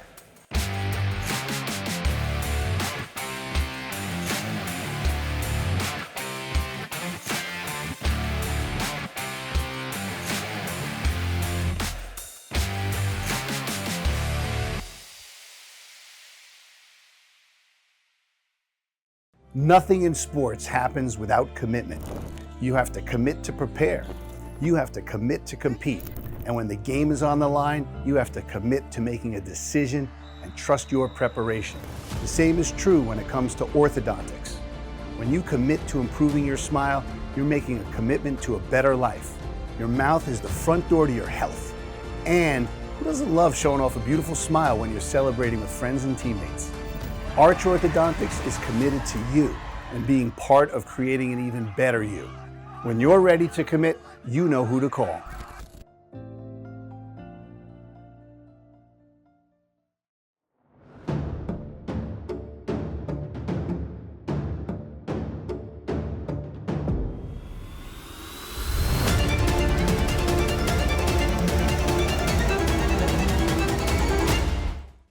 Westwood High School Sports, brought to you by Arch Orthodontics, creating generations of beautiful smiles with expert orthodontic care. And Neroli Ristorante, authentically Italian. Welcome back, folks. Second half about to start. Wolverines up 20-6 as they got on the board early. The 36-yard touchdown pass from Dell to Teddy McGowan and Narwood Kamalaratanapaboon added to that with an 11-yard touchdown run and then a 37-yard touchdown pass, Pindell to Keelan McDonald. And then Oliver Ames able to get a pick 6 by Deshaun Walker. And that has brought us to the 20-6 score. The Wolverines got the ball to start off the first half. They'll be kicking here to kick off the second half. And Tom, what'd you like that you saw so far in the first half? Well, let's recap halftime, first of all, before we talk about that. So we had a winner from Thurston Middle School in the potato sack race. And then we did have a winner in the field goal contest. Yeah. They got a gift certificate from Neroli. And Howard Heppelman won the 50-50. And donated. And donated the money back to the cheerleaders. That's a good man So, right there. A successful halftime, which followed up a successful first half. Yeah. I think the elements are certainly coming into play. This is a wind tunnel, and with the wind at your back, you have an advantage. So in this case, you know, I like the fact for Ames, as they're looking to rally, that they get the first crack with the wind at their back here in the third quarter. Yep. So they're going to look to move that ball quickly, get a couple scores. They're only 2 scores away from tying it. Wolverines going to look to pick up where their defense left off. Being able to do a good job on the run, and that's a chip shot, and that's an interesting whistle. Is that I didn't see a fair catch call. They're saying it was down. There's going to be some discussion there. The referee preemptively blew the whistle. The official, I should say, blew the whistle before the ball was ever Now handled. I see interesting body language from the officials on the far side walking in, saying, "What's going on here?" Well, they're going to, I believe, say that the whistle was blown. Yeah. So that's just the way that it's dead. The cookie dead crumbles. ball. Yeah. Yeah. Well, the interesting Are thing. they going to re-kick? No. It looks like they might re-kick. It is going to be a re-kick. Interesting thing I learned, and I'm not sure if it is pertaining to the high school level, but you can call a fair catch without using your hand. You can yell fair. If there's an official near you, you can yell it, which will blow the whistle, but it's not a safe play because you might get leveled. But it's typically you're doing it in tandem. You're yelling fair and also waving the hand. It's a little redo that I'm sure Westwood isn't too pleased with, so it's just a reminder, Brad. I almost had a Charlie Jessup fumble recovery there. And here we go, running it back. And Bertone, very identical kick, this time caught number 44. That is Aiden Ayub. And Wolverine's going to take the ball from the 38 out. So a big first half for Kamala Ratana-Pibon as well as Keelan McDonald. I mean, Keelan, I think we have him up around 75, 80 yards receiving. First and 10 Tigers from their own 40-yard line. I think the wind at their back, Westwood was aggressive and effective. Yep. Mixed it well. Combination of runs and passes. I loved the touchdown run from Nauru, which was really set up by a series of passes that got him down the field. Fernald in shotgun. He's got Dale behind him. He's going to fake the toss, throw inside to Jacob Melton. Melton has some space ahead of him, and he gets a big gain and pushed out of bounds at around the 34, 35-yard line. It's a big gain on the first play for Oliver Ames. A small kid, but wow, unbelievable speed. He reminds you a lot of J.R. Drayton and his ability to get out in space and make people miss. Looks like Oliver Ames going to go no backs here. Keep an eye. They do have Deshaun Walker set up just off on the near side where the tight end usually stands. And Wolverine's getting an angle here. O'Malley closing in on the quarterback, and then McDonald gets a hand on the pass attempt and deflects it. Incomplete. It wasn't called, but Keelan was held on that play. So the fact that he was held and then recovered and got himself up in the quarterback's face to block the pass was impressive. Wolverine 35. He is a menace on the pass rush. We were calling it all last year. We got the tip at the first home game by Isaac Shaman saying, watch our boy Keelan McDonald. He wasn't kidding. Gosh, yeah, right? That was last year. That was a tip of the year. 2nd down and 10.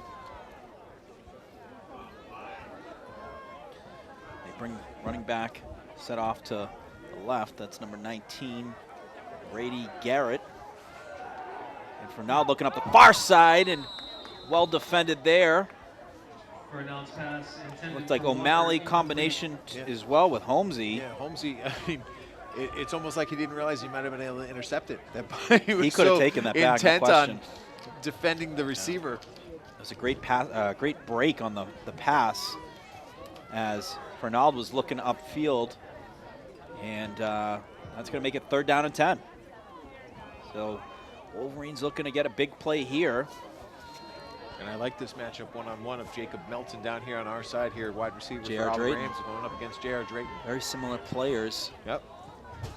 Fernald gets rid of it and then tackled and incomplete. That was sniffed out by Corrigan. It looked like a late moving tight end. That was number 5 intended for Evan Samulo. Incomplete, 4th down and 10. We'll see what Oliver Ames does here, as it is the side of the field where you see most teams go for it. It's too far for a field goal and too close to punt it. That's an interesting name, huh? S-Z-U-M-Y-L-O. Yes. What are you going, Zamilo maybe? Zamilo, yeah. Evan Zamilo? Yeah, Zamilo. All right, we'll go with Zamilo. I like that. You usually pretty good at it, so I You just go with it? just go with what Give him the blind big faith dog here? says. Yeah, you've been in the business where business longer than I have, where pronunciations I'm getting a little better, at. And here we go, 4th down and 10. Pressure. Big pass rush by the Wolverines and incomplete. Yep, and again, Turnover on downs. how many times have we seen that? Remember the 4th down play Yep. deep in the red zone, and the 3rd down play that preceded it, they were able to stop Oliver Ames because of the pressure on the quarterback, and we just saw it again right there on the 4th down play. Looked like Blitzburg. I'd love to see that, the aggressive defense there, and that just shows the confidence you have in your secondary, where you can send guys after the quarterback like that, force a throw, incomplete. Wolverines got the ball back now. All right, it's only 28 seconds off the clock through that entire drive, Incredible. which is crazy to think. So if I'm playing offense here, yes, I want to be aggressive, but I wouldn't mind seeing some time come off the clock, Yep. which suggests we might see some runs. And then we got the guy to do it. Now Norwood set off to the left. Pindell in shotgun. He's got O'Malley in motion. And a handoff to Narwood. Narwood makes a couple nice moves, and he gets it across the 1st down marker. That was a nice block by O'Malley. When he was moving in motion there, he ended up becoming the fullback. Really great. For a kid, you mentioned it before, who didn't have much experience as a running back. To see what he's been doing in the backfield this year is really impressive. Shifty, and he brings the hammer too when it comes to just lowering the shoulder and right back to it. A big gain again of about 7. Almost 20 yards on 2 carries right there.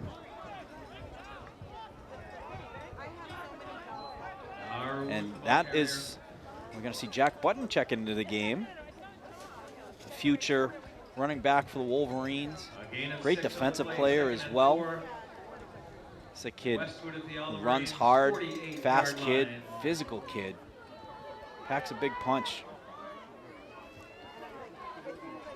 2nd down and 5. Handoff to Button. Button, there we go. Running over the linebacker.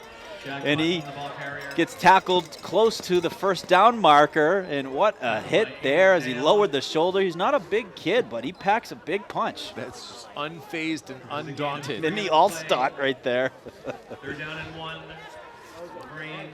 3rd down and 1. Tiger 45. Give it to him Again, there we go. Button downhill, and he gets the 1st down. He was working his way and then cut it inside. Nice hole opened up there by Corrigan.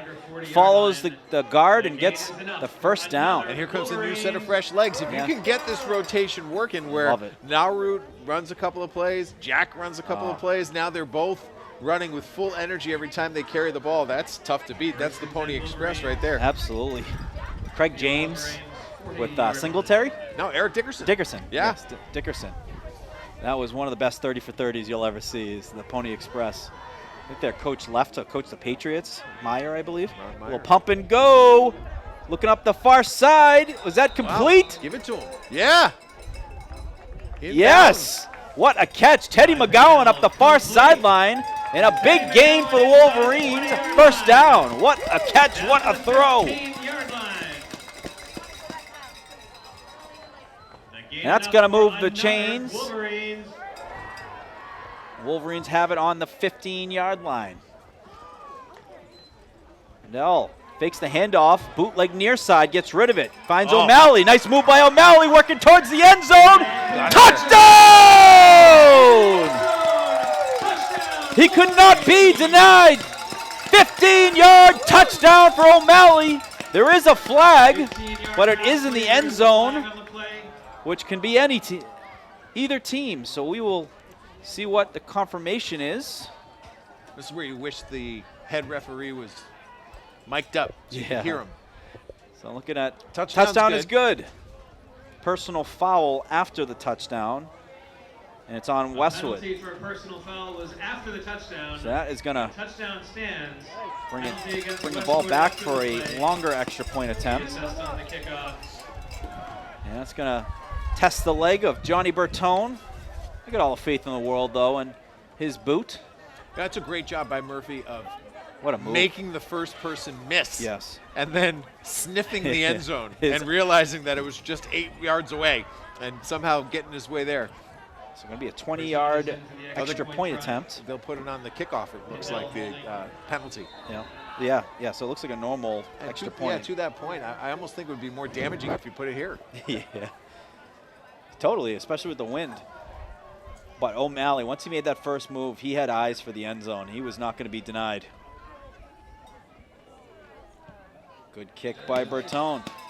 O'Malley looked like Gronk when he was playing Indianapolis. When he was saying he was throwing the guys out of the club. You know, O'Malley looked like that as he was working his way to the end zone. He was not going to be denied. So I had the chance, mentioning Gronk, I was with Gronk last week. And man, is he a fun guy to be hanging out with. We did a photo shoot for another magazine that I work with, Boston Man Magazine, and we're doing a cover feature on Rob specifically, and the focus is on how, Gronk grows up. The evolution from a partying youngster to a guy who's really concerned about being a Career. standout legend in Boston. And the best part of our discussion was I said, all right, 5 people, including yourself, of Boston sports legends for dinner. Who are they? Wow. You get to pick. And it was his favorite part of the conversation. Yeah, So I bet. he went Big Papi, Okay. because everybody needs a party starter. Absolutely. He went Zdeno Chara, because I like big people, is what They're he looking said. at eye level. Yeah. And then he went with Kevin Garnett, Okay. because every dinner needs someone who's going to talk a little trash. Yeah, absolutely. Penalty And that on is that one. offside on the kickoff, which is rare. There's a flag. And then you're going to love the 4th answer. He goes, listen, it's not fair for me to pick any one of my teammates, but I am going to Jules. go with a Patriot. Jules. No, he went Drew Bledsoe. Wow, He said okay. Drew Bledsoe is sophisticated. Yes. He was really the one who started the dynasty. Yeah. Big wine guy, And too. he'd bring the wine. Bring the so double- we'd the double drink back. for free. So the Yes. dinner is Gronk, Big Papi, Kevin Garnett, Zdeno Chara, and Drew Bledsoe. That's a table. That is a crew I right want to be there. a fly on that wall. I'll I tell would you that much. absolutely love to be a fly on that wall. That's a thought-provoking question. It was Wolverines good. will retake It wasn't the even, play. and you know what I like about it? Yeah, a lot more numbers. People usually go with 2 or 3. No, we're going 5. And the second attempt here at the kick.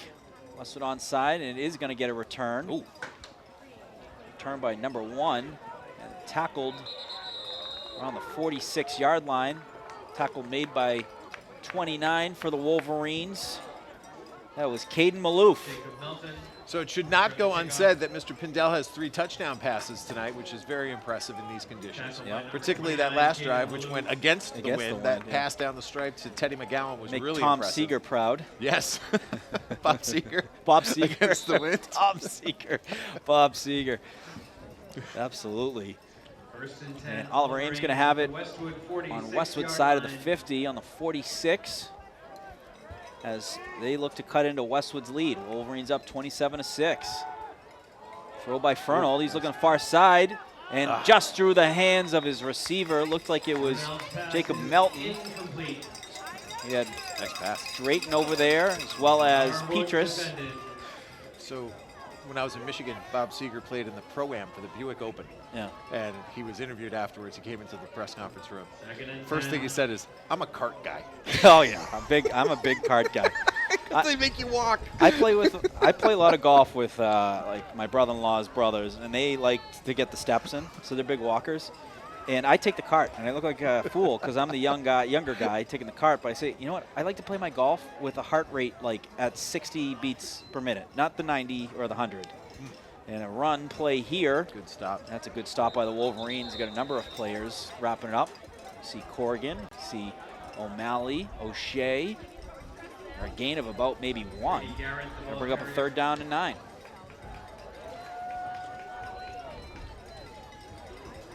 So a nice run defense there by the Wolverines. They've been solid all night on the run. Bring up 3rd down and 9. Ball on the 45. Renault takes the shotgun snap, gets rid of it. Nice That was tip. deflected Yeah. at the line of scrimmage. Can't get there, get your hands up. Yeah, which is an interesting play when that happens is when a ball is tipped at the line of scrimmage, you can pass interfere. Sure. You can, That you should be can your make first contact. instinct. Absolutely, and that's going to bring out the punt team. So great job there by the Wolverines. They get the 3 and out. Force Oliver Ames to punt here. Bring on Zamilo to punt. And again, nobody back. So remember the last time they were punting in this direction, the ball just made it to the Yeah. end zone.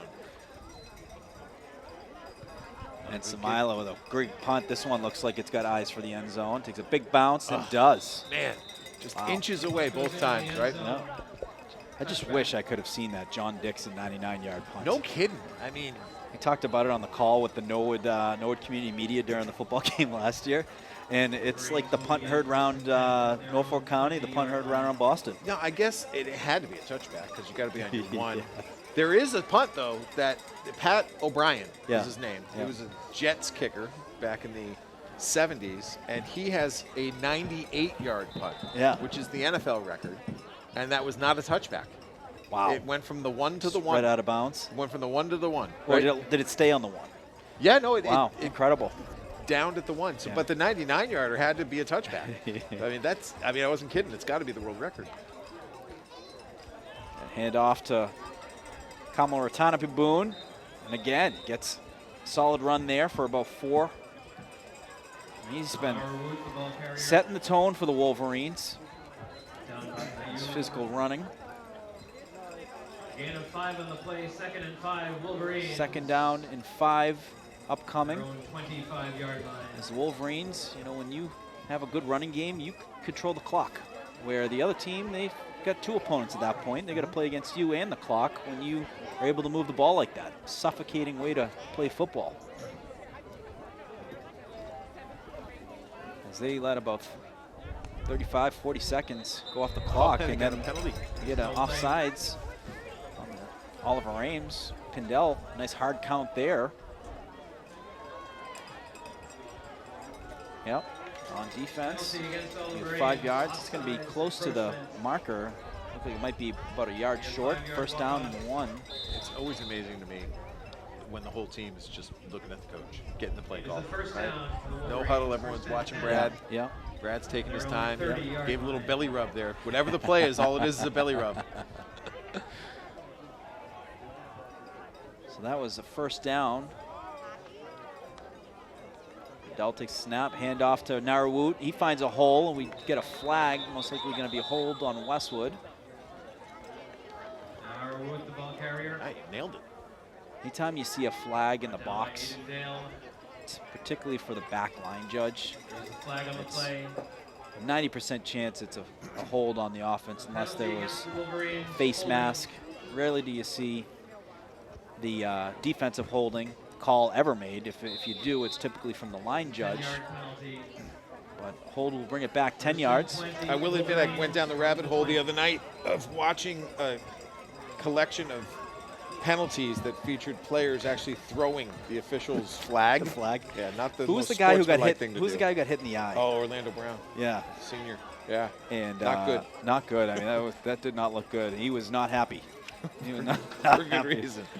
I can't believe you had that name ready to go. That is pretty impressive. I couldn't come up with Trevor Story as the guy No, who led the Red no, we- Sox in home runs. We though. had a layup question, we feel like, the other night, and we couldn't come up with it. That was so hilarious. Oh my gosh, our brains broke. We got broke by I'm- an 8-year-old. He even told us it was an infielder. I'm thinking to myself, Yeah. No gain who on the the heck's play. playing Second infield who's and hitting final. home runs for the Red Sox? Unbelievable. Stumped us. I never would have thought Trevor Story was the person who led the team in home runs. No. I mean, That's you know, why.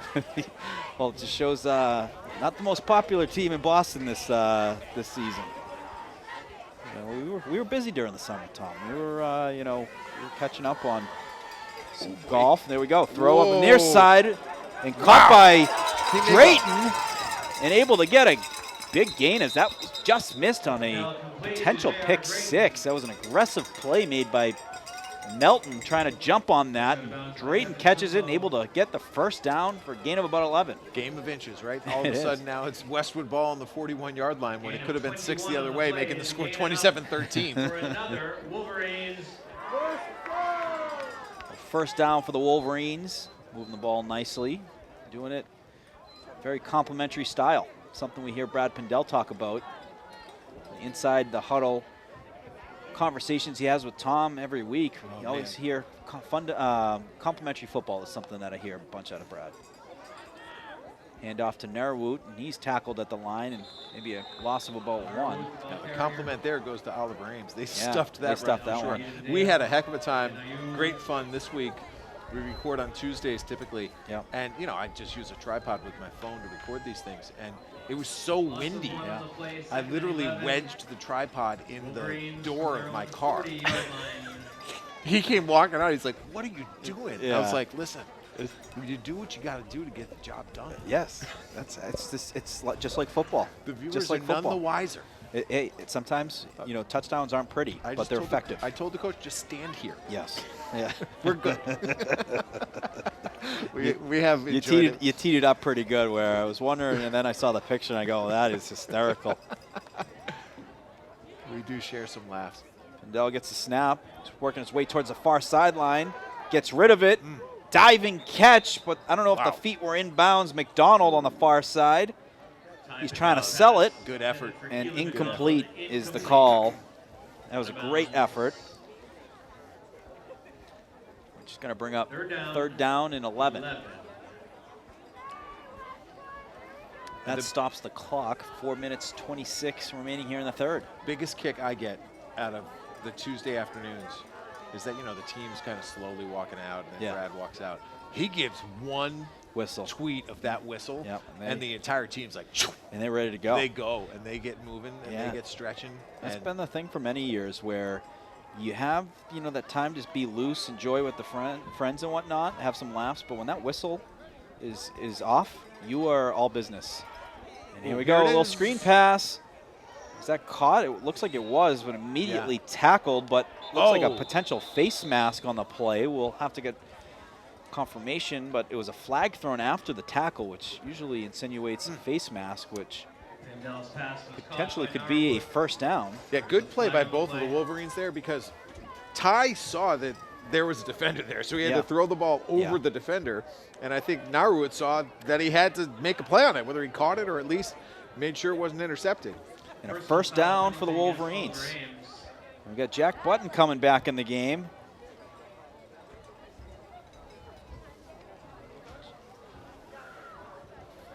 And first down for the Wolverines. We'll move the chains and they'll have it. 15-yard penalty. Oh, going to be 15, going to be on the 45. First and 10 Wolverines. And the clock is back running at 4 minutes remaining here in the third quarter. Wolverines up 27-6. Tom Lydon, Matt Gratza, Morgan Donahue here. What's up? Jack Button with the run play, and he lowers the shoulder again. Jack Button carried. When I was interviewing Declan Burke, JV coach for the Wolverines, also a Westwood grad, by the way, member of the Maze. Shout out to the Burks. He said he has to tell Jack to avoid the players who are trying to tackle you. You got some speed, kid. Like, get to the outside. But Jack just loves the physical play. Attracted to contact. He does. He loves it. He gets the outside, working and fighting for some more yardage. Get there? I think he got there. It's close. What a great move there at the end. He could have been stopped a yard short, but he's Tough kid. Squirmed his way to the first down. He's sprinting off the field too. What a kid. No one happier for him than Declan Burke, his coach on the JV team. Got the chance to interview Jack and Chase Warren after their win over Dedham a few weeks back. If you're lucky, if you're playing flag football, full family flag football, I'll just take the Burks. Yes. Just give me the whole clan. They got a lineup. Martucci's too. Oh, boy. We got Pindell getting rid of it. A good job. That is good job as it's incomplete. He had O'Malley in the area, so no intentional grounding as a couple players are closing in on him. But when we had Joe O'Malley and Eddie Martucci on for a podcast episode, and Tom, these guys are telling us about how they would vacation together. And if you could just picture the O'Malleys, you know, big family, Yep. and also the Martuccis, a lot of boys, some testosterone. They're talking about the tackle football games these guys play on the beach, and I go, I would love to be I'd love to call the game. Yeah, right. Oh, that one is incomplete. It went Yeah. through the hands of the Oliver Ames defender. That was number 7, Dimitri Karolaminis, which is going to bring up 3rd down and 10. Well, tackle football on the beach with the Martuccis and the O'Malleys, that is a sight to see. they're both high-energy families. Yes. And Eddie deserves a lot of credit for the work that he and the crew does to get this Yeah. operation terrific job. moving. The Gridiron Club has done a fantastic job the last couple of years. What they've done with the 8th grade team, too, the buzz around that team, unbelievable. Hopkinton even covered a live game on HCAM, 8th grade football. They heard about the buzz. 3rd down and 10. Pindell is hit and brought down at the 40-yard line. So that's going to bring up 4th down and about 13, Mark Dukovic. 14. And number 54, Tyrese Buds. And an official timeout on the field is an injured player. And we'll take a quick break. Be right back after a quick timeout. Nothing in sports happens without commitment. You have to commit to prepare. You have to commit to compete. And when the game is on the line, you have to commit to making a decision and trust your preparation. The same is true when it comes to orthodontics. When you commit to improving your smile, you're making a commitment to a better life. Your mouth is the front door to your health. And who doesn't love showing off a beautiful smile when you're celebrating with friends and teammates? Arch Orthodontics is committed to you and being part of creating an even better you. When you're ready to commit, you know who to call.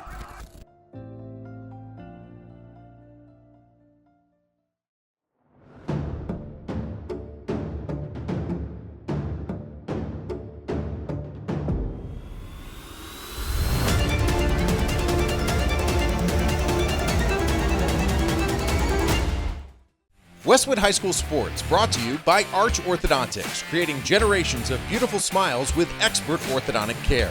And Neroli Ristorante, authentically Italian. Welcome back, folks. Good to see injured player for Oliver Ames walk off the field. And it is going to be 4th down. Wolverine's going to go for it. I mean, 4th why down not? and 15. We're Yeah, in the absolutely. 38. I mean, if you're going to kick 4th the and ball, 15, Wolverines. You got some try weapons. to pin him back. Yeah, But you got weapons out there. even if you get this, 15 yards up the field and fall short, it's still leaving a long field for Oliver Ames Yeah, to they try got to navigate.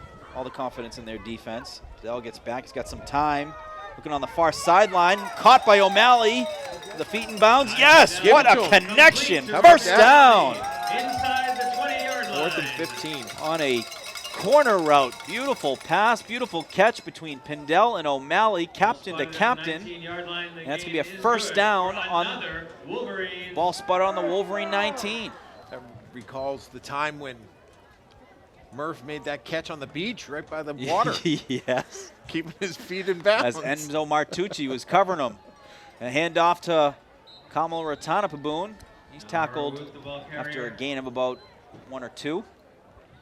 As the clock continues to tick. Inside 2 minutes left here in the 3rd quarter. I do like seeing Coach Pindell bring in, obviously, showcasing the seniors in the game, but also bringing some of the JV guys in. And Jack Button doing a good job mixing and matching in there at running back. 2nd down and 9. 2nd down and 9. Ball on the 18. Pindell's got 3 down low, 1 up top. McGowan on an island. He's looking up the middle, just missed. O'Malley, who had some space and had a path to the end zone. That one had some heat on it. It did. You got to throw a heater when you got the wind that they do. Keep it low. 3rd down and 9. Well, I am happy as we're here in the red zone to report to those of you who are listening that talked with Brad about both he and Ty joining Morgan and I on the next episode of the Westwood Living Sports Show, which will be live at 7 o'clock on Monday, November 24th from Cabela's. It's the week of Thanksgiving. We'll be gearing up for the Thanksgiving game, so please plan to join us. Should be a good time with the coach and quarterback live with us. Dell takes a snap.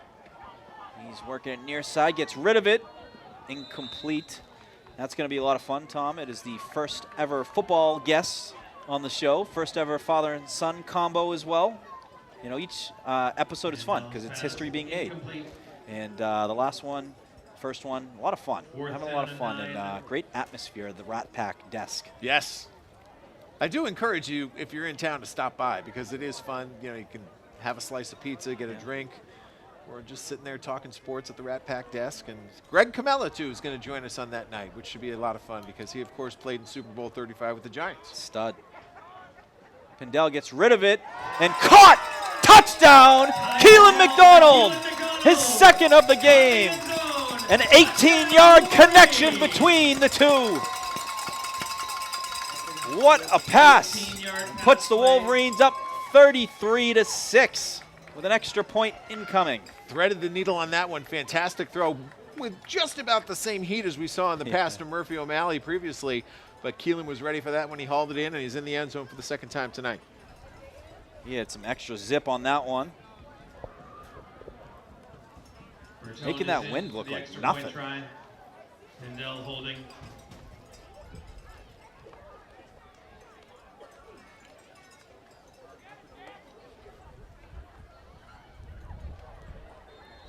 Good kick by Bertone. Gonna even it off at 34. Westwood 34. So you got some guys to talk about tonight. Yeah. I mean, what a great effort from Keelan McDonald, who's now gotten into the end zone twice. He's over 100 yards receiving. Ty Pindell's had 4 touchdown passes at this stage. And then the running backs, both of them, Kamal Ratana-Puboon and Jack Button, going in, back and forth, in and out. Both of them playing well. Keelan McDonald, the season he's having, I wouldn't be surprised. I mean, if he is not a TVL All-Star, he's gotten snubbed. But I think he is certainly All-Scholastic worthy with the numbers he's put up this year. Incredible, incredible season for him. Finds a way to get open. And sure hands, you know, if it's within the radius, he's making that catch. And he's making big catches, too. He's doing a lot of them on 3rd and 10, 4th down and 10. What a connection there. Between those two, have been doing a lot of that this season. Bertone going to kick it off with 1:10 remaining here in the 3rd quarter. Chip shot. That guy 44 has seen a lot of action tonight. That's his play. He's got a lot of reps.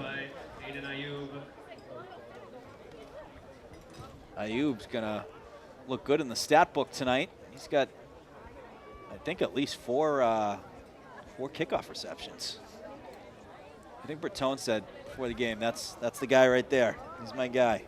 And Ayub doing a good job of making sure he receives it, no fumble. So Oliver Ames coming onto the field, 1:10 remaining here in the 3rd quarter. Wolverines up 34-6. Tom Lydon, Matt Gratza, and Morgan Donahue here on Westwood Media Center. And going to hand off to Aiden Dale. He's working across the field, tackled by the Wolverine front, who's been terrific all night. Sniffed that one out. They shot the gap and hands on immediately. Looks like they're going to give it a gain, which looked like there might have been a little push towards the end to add some yards to that. So a gain of about 3, 2nd down and 7. A little confusion defensively here, but it's a handoff, so it didn't really. Another handoff to Dale. Didn't lead to any trouble. Dale, the ball carrier. He gets another 2 yards. Going to bring up 3rd down. Jenna Corrigan with the tackle. Corrigan adding to his totals. That may take us to the end of the quarter. We're underneath 20 at this stage. Doesn't look like anybody's hustling to the ball. No. Well, we might get one off here. 3rd down and 4. 3rd down and 4. And the interesting where, you know, Tom, we're talking about the win. They got the win in the back. The last, several play calls have been runs. put a cap on it. Yep. That is the end of the third quarter. After 3 quarters, Wolverines 34, Oliver Ames 6. We'll take a quick break. We'll be right back for the start of the fourth. Nothing in sports happens without commitment. You have to commit to prepare. You have to commit to compete. And when the game is on the line, you have to commit to making a decision and trust your preparation. The same is true when it comes to orthodontics. When you commit to improving your smile, you're making a commitment to a better life. Your mouth is the front door to your health. And who doesn't love showing off a beautiful smile when you're celebrating with friends and teammates? Arch Orthodontics is committed to you and being part of creating an even better you. When you're ready to commit, you know who to call.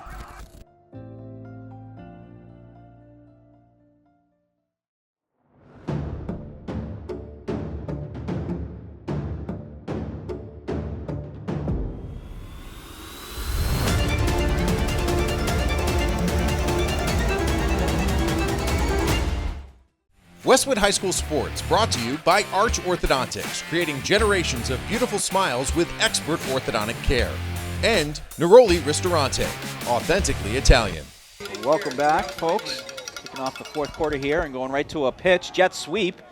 So number 1, Jacob Melton, he gets the first down and adds another 4. Takes it across the 50-yard line. At this stage, I'd try to get the ball in his hands as much as Yeah, possible. He has proven to be the slippery of slipperiest running backs. He's an electric and player. receivers for them. Does it on both sides of the ball, too. First down for Oliver Ames.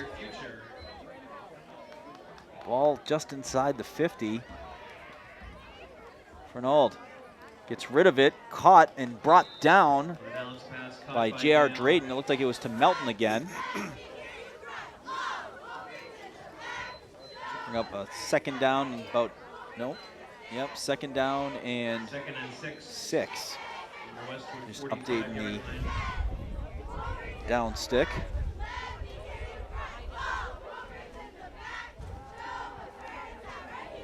Gets rid of it. Got an open player. Drayton able to close the gap. Nice play there made by J.R. Drayton. Initially, it looked like Melton had a step, but Drayton able to close that gap and get a hand on it. You know, those two, you can see the respect building throughout They this do, game. yeah. After Adapt that each other play, there. you know, JR helped him up, made sure it was all right. That was a pass that was batted down by the wind. Yeah.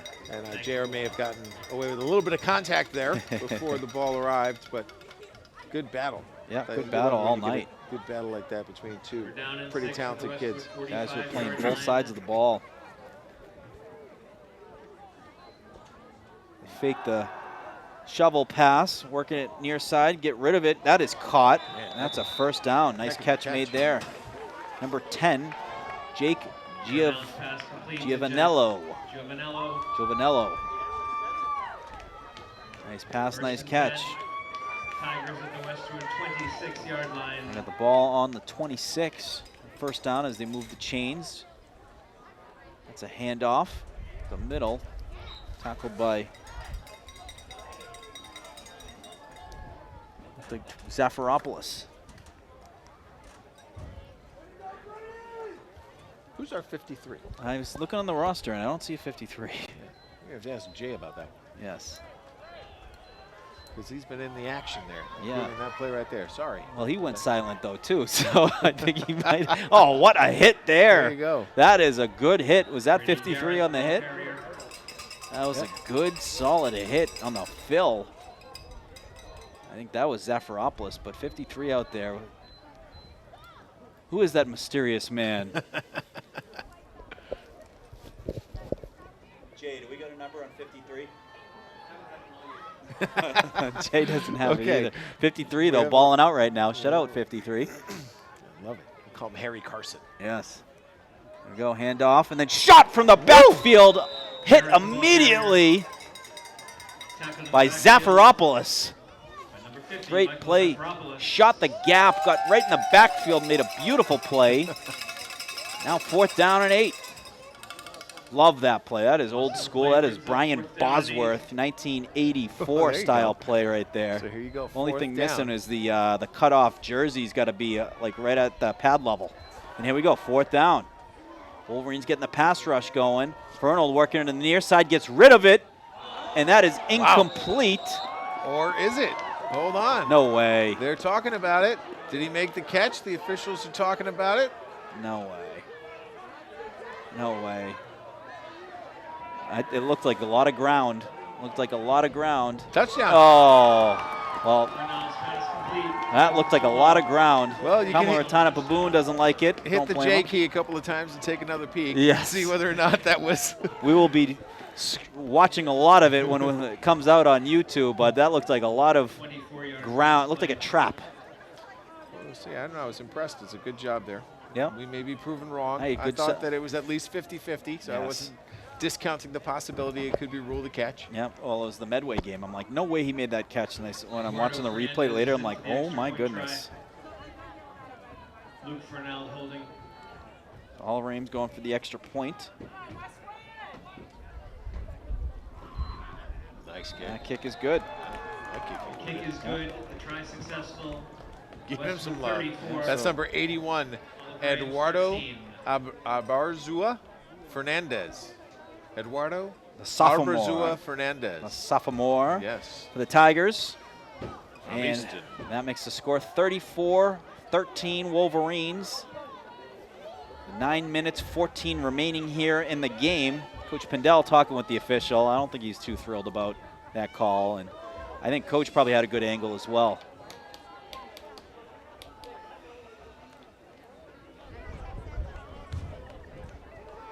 See Murph O'Malley getting some snaps in with Dad. I saw Murph dealing with a finger issue Yeah. earlier. It looks like he got jammed a bit, Fernandez so he's is trying to heading work his kickoff. way through that. But I love the fact that he's taking this long snapping thing as seriously as Absolutely. he is. I mean, why wouldn't you? You know what? If you see the path You've ahead seen of the you. path that was made by him. Onside Onside kick, and it went out of bounds. That was a great onside kick, and you get the flag with it Kickoff going out of goes bounds, Onside kick attempt. which is Results in a interesting. flag on the play. Usually when a ball goes out of bounds on an onside kick, you put it up to the 40, but that was out of bounds on the 50, so where do you put it? I think you put it right where it went out. Yeah, exactly. You basically defer. But yeah, I mean, Tom, you had one of your best podcasts I think you've ever done Oh, was with little Gavin Donahue. Oh, yes. And talking about Joe Vinci and the path, of getting Notre Dame. And Gavin was fired up when he heard the story about one of our own playing for the Fighting Irish. Well, that was fun, and I'm glad you said that. Thank you very much. And by the way, happy healing, Gavin. Yes. Yeah, Who he's apparently may have also been attacked by a bird he recently. did, yes. Yeah. In the midst of recovering from a surgery. Yes. But we're pulling for you, Gav, as Yes. you recover. And that was one of my more enjoyable conversations. That was back in early July. Great episode. A lot of views. I think 90% of them were family. And there we go. Pass from Pindell looking for Drayton. He catches it. And he's brought down right around the the 14. And they're saying incomplete. Is ruled incomplete. Oh, that looked like a good catch and a potential Yeah, fumble. after the catch. But incomplete ruled on the field. Didn't make a football move. No. 2nd and 10. Football move still being defined these days. And it's going to bring up 2nd down and 10. That was a great throw. Great catch. Just not enough of movement after the catch to say it was complete. So we just saw the onside kick. And with a really difficult percentage of trying to convert an onside kick up at the highest level at the NFL, I'm in the camp of let's go 4th and 15. One pass, you got to get 15 yards. If you complete it, Yeah. you get to keep the ball. That's what I'd like to see. I think so too. I really don't like that you have to say I'm doing an onside kick in the NFL. I don't like that. That's part of the onside kick is, I mean, look at the Super Bowl when the Saints came out and did an onside kick against, what was it, the Steelers? the Colts. The Colts, yeah. And they caught them off guard. I mean, that sends a message. And I don't know if they win the game if they don't do that, you know? 3rd down and 3rd 5. down and 5. The Tiger 40-yard line. We got 3 receivers down low. Looks like J.R. Drayton up top. Hand off to Kamal Ratanapaboon. He lays the shoulder down and moves across the first down markers. It's going to be a first down for the Wolverines, and that's going to keep the clock running. Yeah, so at this stage of the game, I start thinking of first downs as each one of them's worth 2.5 minutes. Absolutely. If you get a first down, you're able to kill 2.5 minutes. We're now underneath, well, we're getting there. It's 8:06. It's vital practice. This is how you close games out. When you have a lead, you want to obviously be able to add to that lead, but then you reach a point where you want to be able to close the game out. You don't want to put the ball in the other team's hand. You want time to come off the clock, and you control how you end the game. And having a run game like this is a handoff to Button. Button working it inside. He takes a hit and standing up, and he's still moving the feet. Look at that, extra 5 What yards. a run, Jack Button. Impressive night, kid. The sophomore. As that is close to the chains, and he's earned himself a first down. And the gain is good for another Wolverines. The future is bright for the Wolverines. You got sophomore coming in, balling out like that, setting the tone. What leadership that is for a young kid to just want to just embrace the physical run like that. He comes running off the field. They just He want runs off the fresh field legs. as fast as he does. He's changing you know, lines out there, Pindell. Fired up. And He's Pindell rolling. loving what he's seen out of Jack. Oh, boy. And Ty gets tackled in the backfield for a loss, sacked by number 44. We've called his name a few times on those kickoff receptions, and he gets a nice sack there. 44, Aiden Ayub. That's a big loss, about Loss of 9 on the 9. Bring up a second down, 19. play. Down at about 19 or 20. At the Tiger 32 This yard is line. nothing. No, We've had Yeah, a 4th and 15. They had a 2nd and 28. they can flip the field pretty Oh, here it quickly is on a again. play. And there we go, Just- screenplay, and boy. that's picked off. Yep. I don't know if he was down, but Yeah. yeah, high school, you're down when you're down. You know, So just that's sniffing number it out. 4. That's a great play. Aiden Dale. Yeah, Aiden Dale was just sitting on that one. Yep. You know, that play's been called a couple of times. Oliver Ames came Yeah. close the last time. Yep. And Naru made a really good play. That's film study right there. Yep. Doing a good job of, reading the guards and making a nice play there, and ball back in the hands of Oliver Ames. And yeah, I love to see it. Yeah. I love to see disappointment from people when they make a bad play because Yeah. it shows how much it means to them. Yeah, And you're absolutely. seeing that from Ty right here. Yeah. Here's a guy who threw 4 touchdown passes tonight. He's Yeah. been lights out, Yeah. and he's killing himself over the interception here on a screen pass when they're up 34-13. And we're going to get a pass play immediately. Looked like a 50-50 ball. Both teams have hands on it. See what's the call. And it looks like it's going to be a reception for Oliver Ames. Yes, Yeah, I mean, first if- down, if too. it's 50-50, it goes to the offense. Yeah. They both have equal possession. Tie goes to the offense. It's Oh. first and 10. Nice pass there by Tigers up Fernald. Westwood 38. I think it was. I think the reception, the receiver on the reception was Melton, I believe. A nice battle been going on all night between Melton and J.R. Drayton. So first down for Oliver Ames. Renaud, we got a flag in the air, most likely a holding. He gets rid of it, incomplete. Reynolds' pass is incomplete, and there is a flag on the play.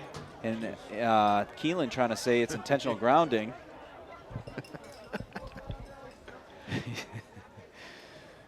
And another Yeah, one. there So it there we is. I think go. he's Keelan right. helping sell it.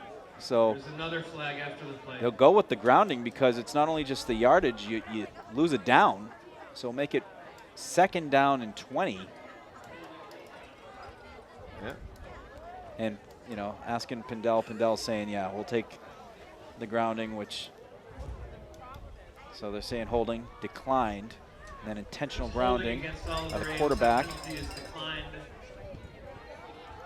Lost There's it down. intentional grounding against Oliver Ames. That penalty is accepted. 2nd and 20. The penalty results in loss of down. Keelan McDonald, nice sell job there. Got a future as an official. He does, yes. He knows the moves. Who's your favorite official? Oh, well, Vinovich is, of all time. Bill, yeah, I mean, But he's as done of right basketball now, too. Vinovich is He's solid. great. I love him. I love the officials in the cold games where they look like they're freezing, their faces all red. I know he takes a lot of heat too, but one of the nicest guys is Sean Hockley. Yeah. And I think he does a good job explaining, much in the same Like his tradition as father. his dad. Yeah. Well, their lawyer. His father was a lawyer, so he had to be good at explaining, and they do a good job of making sense of the chaos sometimes in the games. For an all looking near side, that's received by John Vanello. Having issues pronouncing names. This is a tough one. I'm going to wait for Jay to say it. Joe Vanello.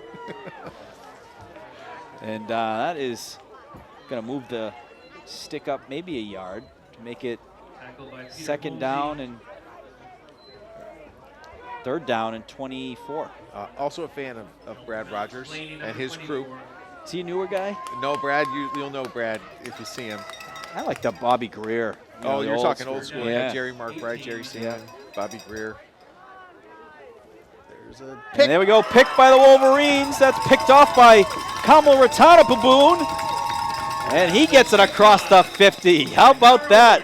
Narwood Kamal Ratanapaboon with the interception to add to the great stats that he's had this season. He's had touchdown runs. He's had a lot of tackles and add an interception to that list. Good. Something after this player during this return. It might be either a hold, block in the back, or a face mask. Face mask. There you go. And that's on Oliver Ames. That's going to move it. Like the Now, are all the 35-yard face line. masks 15 yards automatic now? Mm-hmm. They used to have remember the 5 or the 15? Yeah. The 5 was like, oh, oops, sorry, I took it off. Where like the 15 was the egregious. I think it's just 1 now. Yeah. So I had the great opopportunity of actually riding back from a stadium to a hotel with an officiating crew after a playoff game. It was Brad Rogers, Brad Allen's officiating crew.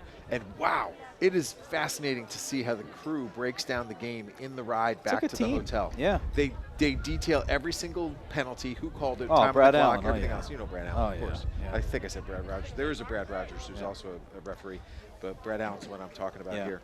And actually, the person who was in charge of all that on that crew is Sarah Thomas. Really? Who's the down judge. Yeah, yeah. Was she the history breaking? Yeah. Yeah. Nice run there. She was the one who kind of acts as the coordinator of all that, keeps track of the penalties throughout the game. Everyone's got different responsibilities. Cleet Blakeman. He's a good one. Bill Vinovich, though, I agree. Yeah. Classic. He did NCAA games, too, for basketball, which is pretty cool. I think John Gaffney has done a game or two with him, which is always fun catching up with John. Yeah, we got to get more with John. Yes. He's an intriguing character. he is a cartoon character. And a run play again there. That's going to be tackle for loss. I was on my way back from Hawaii, Tom, and sometimes I'll stop in Vegas, do a night there, why not? And the March Madness was going on. It was the Elite Eight. And who do I see officiating the game but, John Gaffney. I go, John! And he looks over like, and he goes, what are you doing here? Pindell looking for McDonald. That was a little bit underthrown, incomplete. I bring up a 4th down and about 8. But I got a picture, got a selfie, over-the-shoulder selfie with me and John Gaffney. Bill Murray was sitting on the far sideline with his son coaching for UConn. Right. It was pretty cool. It was all-timer. Sent the picture to a couple Westwood buddies, and it made its rounds in the text chains of the Norfolk golf text chains and all these other ones. But it was a classic. I did the Northeastern. Well, we got 4th down. We'll talk after this one. Let's see what happens. 4th down for the Wolverines. A little rain starting to come down. There's a flag, and it's going to be a false start. Going to bring it back 5. So talking about text strings, I was fortunate to host the induction ceremony for the Northeastern Sports Hall of Fame last night. And that's one of the things we talked about with the teams that were being celebrated. The 1999 women's basketball team was there. I was like, hey, so tell me, y'all got a text string going? They're like, oh, yeah, for sure. That's something that, defines our era. Oh, yeah. And that it's no different than when they were probably teammates, busting each other's chops and, remembering some fun memories. But also, more importantly, saying, when's the next time we're getting together? Uh-huh. That's always the most important. 4th down here. Rain coming down now. Pindell gets rid of it. That's a rocket and caught. Is that McDonald? Yes. Man. What a throw. That was an absolute rocket. That might be his best catch of the night right there. Yes. Had the lean back. Unbelievable. In the rain. Yeah. Another Wolverines. Sideways rain with that wind. It's another 4th down conversion. Pindell right back to it. He's looking for Beauregard. That is incomplete. Broken up by number 7, Dimitri Karolimus. And that stops the clock at 3 minutes, 3 seconds. Oh, this is where you're so tempted, right? You want to move the ball. You want to keep the mojo. Yeah. But at the same time, you want to kill the clock. You want to kill the clock. So I'm expecting a run here. Nope. No. Pindell gets rid of it, finds McGowan. McGowan in the middle of the field looking for open space, still fighting for yardage. He gets about an 8-yard gain. That's the play they ran for the first touchdown against Hopkinton, and it's a good strategy to try to get Teddy in open space. Yeah. He's got the burners. He knows he's got great spatial awareness to know when he makes that catch, where is he breaking to? Where obviously you have 2 safeties over the top. He's looking to get right through the middle of it. Able to do that in the Hopkinton game and also able to do it in the first touchdown here tonight. Hand off to Narrowwood, and he's moving the feet, gets tackled on the 2-yard line. He was getting close to the end zone. A nice tackle made by Oliver Ames. I'd say give it right back to the big dog here after a nice gain there. You got to reward him. Yeah. You got to reward him here. No, a little bootleg. Look on the far side. Pindell gets rid of it, and that is incomplete. Nice play made there by the Oliver Ames defender. Gets a hand on it. What's so interesting is that you were 20 seconds away from that being a situation where you would have seen them kneel on the ball. Yeah, yeah, exactly. 3 times. Yeah. Because if you get that clock under 2 minutes and a first down, assuming Oliver Ames isn't going to call their timeouts down 34-13. It's the interesting thing about the difference of, like, if this is week 1, week 2, week 3, when you're trying to get in the playoffs, yeah, you want to add to the point totals. And, at this point, why not? Senior year. Here we go. Pindell gets rid of it, and that is incomplete. Pindell's pass incomplete. Which is going to bring up a 3rd down on 3rd down and goal on the 2. See Beauregard in there, the seniors. They're down in goal. Interesting. The Oliver Ames uniform. They look like the Browns up here. The orange, orange caps, the white jerseys. So 2 minutes exactly left on the clock after the stoppage. Great job by the defense tonight. I mean, when you think about the fact that they really held that team in check for the bulk of the game, we'll obviously look at that touchdown catch. But other than that, Oliver Ames only scored on the pick 6. Yep. And a whistle. Timeout, Oliver Ames. Timeout, Tigers. Their first timeout. So a timeout called as both teams going to talk through this. Do you think the Wolverines change their play call here or double down on it? Yeah, there's no change. Certainly keeping the same guys out there. See no changes for personnel. Beyond that, the final game of the year will be right here at Jay Risha on the mic. I talked to the coaches before the game, and next week is going to be an away game. They don't know where yet. They have a couple different ideas, potential matchups, but the next home game will not be until Thanksgiving, which Westwood Media Center is going to be covering live. And folks, Westwood Media Center has opportunity if you want to sponsor in that game. It's going to be a very highly viewed game. Yeah, let's go. Step up. The Norwood game, I think, is up to like 900 views. So Thanksgiving is definitely going to outdo that one. No question about that. Going to be live. People are going to be watching coast to coast. Yes. Get It your is going to message be out there. a fun one. And support community television. That's the whole point. Absolutely. So 3rd down and goal on the 2. You got JR in motion. Pindell going to walk in it himself, takes a hit, and then able to get in the end zone after the initial hit on the keeper. Touchdown, Wolverines. There is a flag, but I believe it's after. It's unsportsmanlike conduct. And there's some questions, though. I don't know if it was seeing kind of both teams trying to understand if that has any impact. It looked like it was unsportsmanlike after the touchdown. Yes, so the official unsportsmanlike conduct on Westwood. A penalty after the play against Westwood. So the touchdown is good, Unsportsmanlike conduct.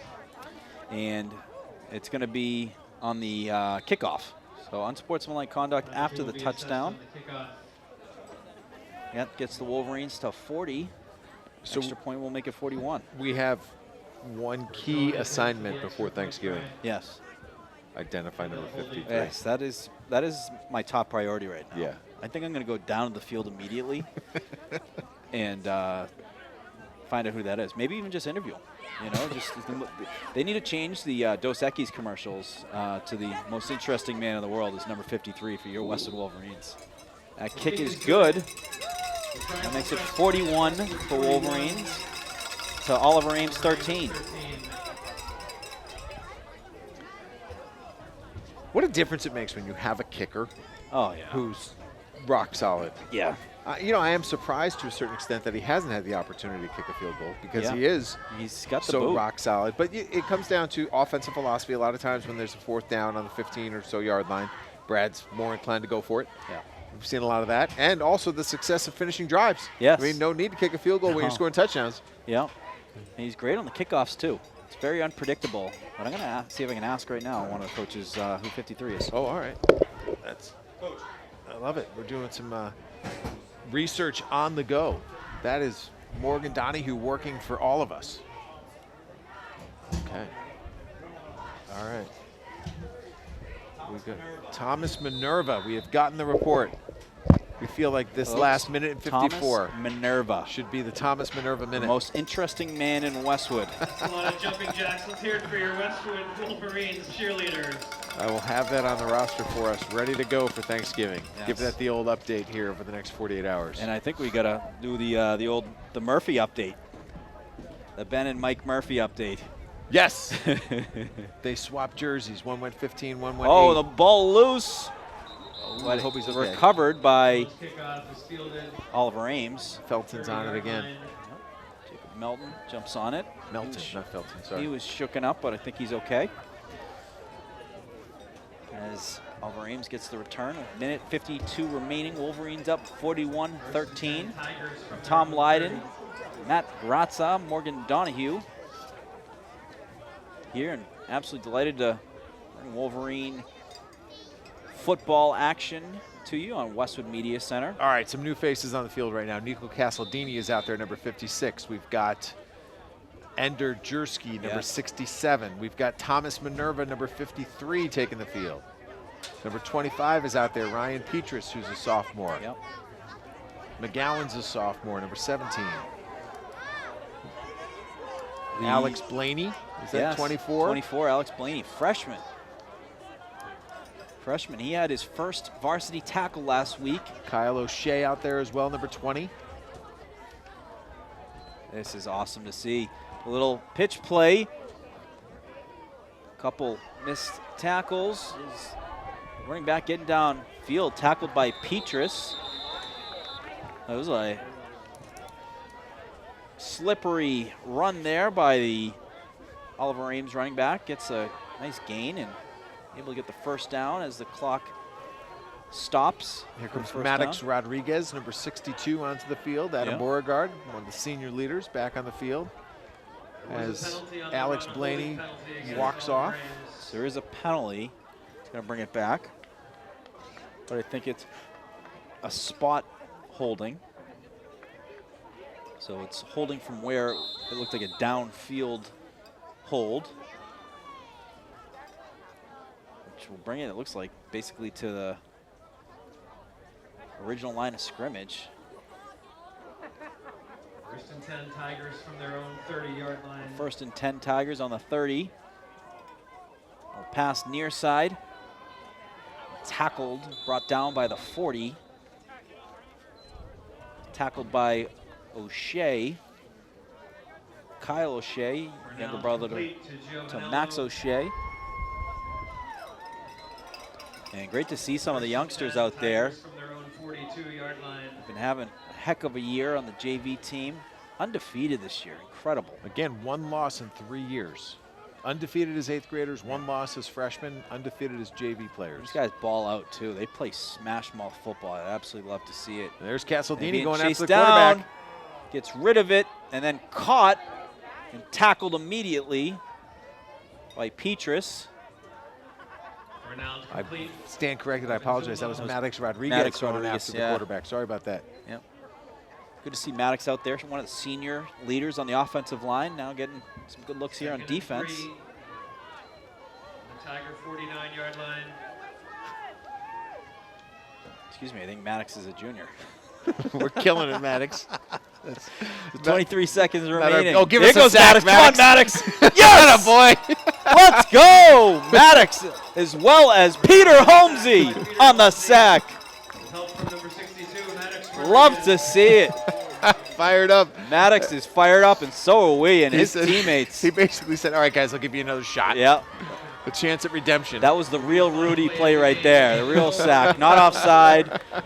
And that, 41, Oliver Ames, the clock 13. ticks 0, and the Wolverines come away with a nice win here at home, 41-13 over non-league Oliver Ames. Again, check the And listings. Tom, any final thoughts from this game as Wolverines come away with a nice win? Really good night. They get back above 500 at 5-4. You know, Ty Pindell with 4 touchdown passes and 1 running in himself. A great effort from Keelan McDonald. It was nice to see some solid play out of Teddy McGowan, out of Yeah. Kamal Ratanapaboon. Yes. So it was really a good day all around. Absolutely. Good evening, everybody. Folks, thanks for tuning in. From Tom Lydon, Matt Grazza, I'm Morgan Donahue, and we're looking forward to seeing you all very, very soon on Thanksgiving. See you all soon.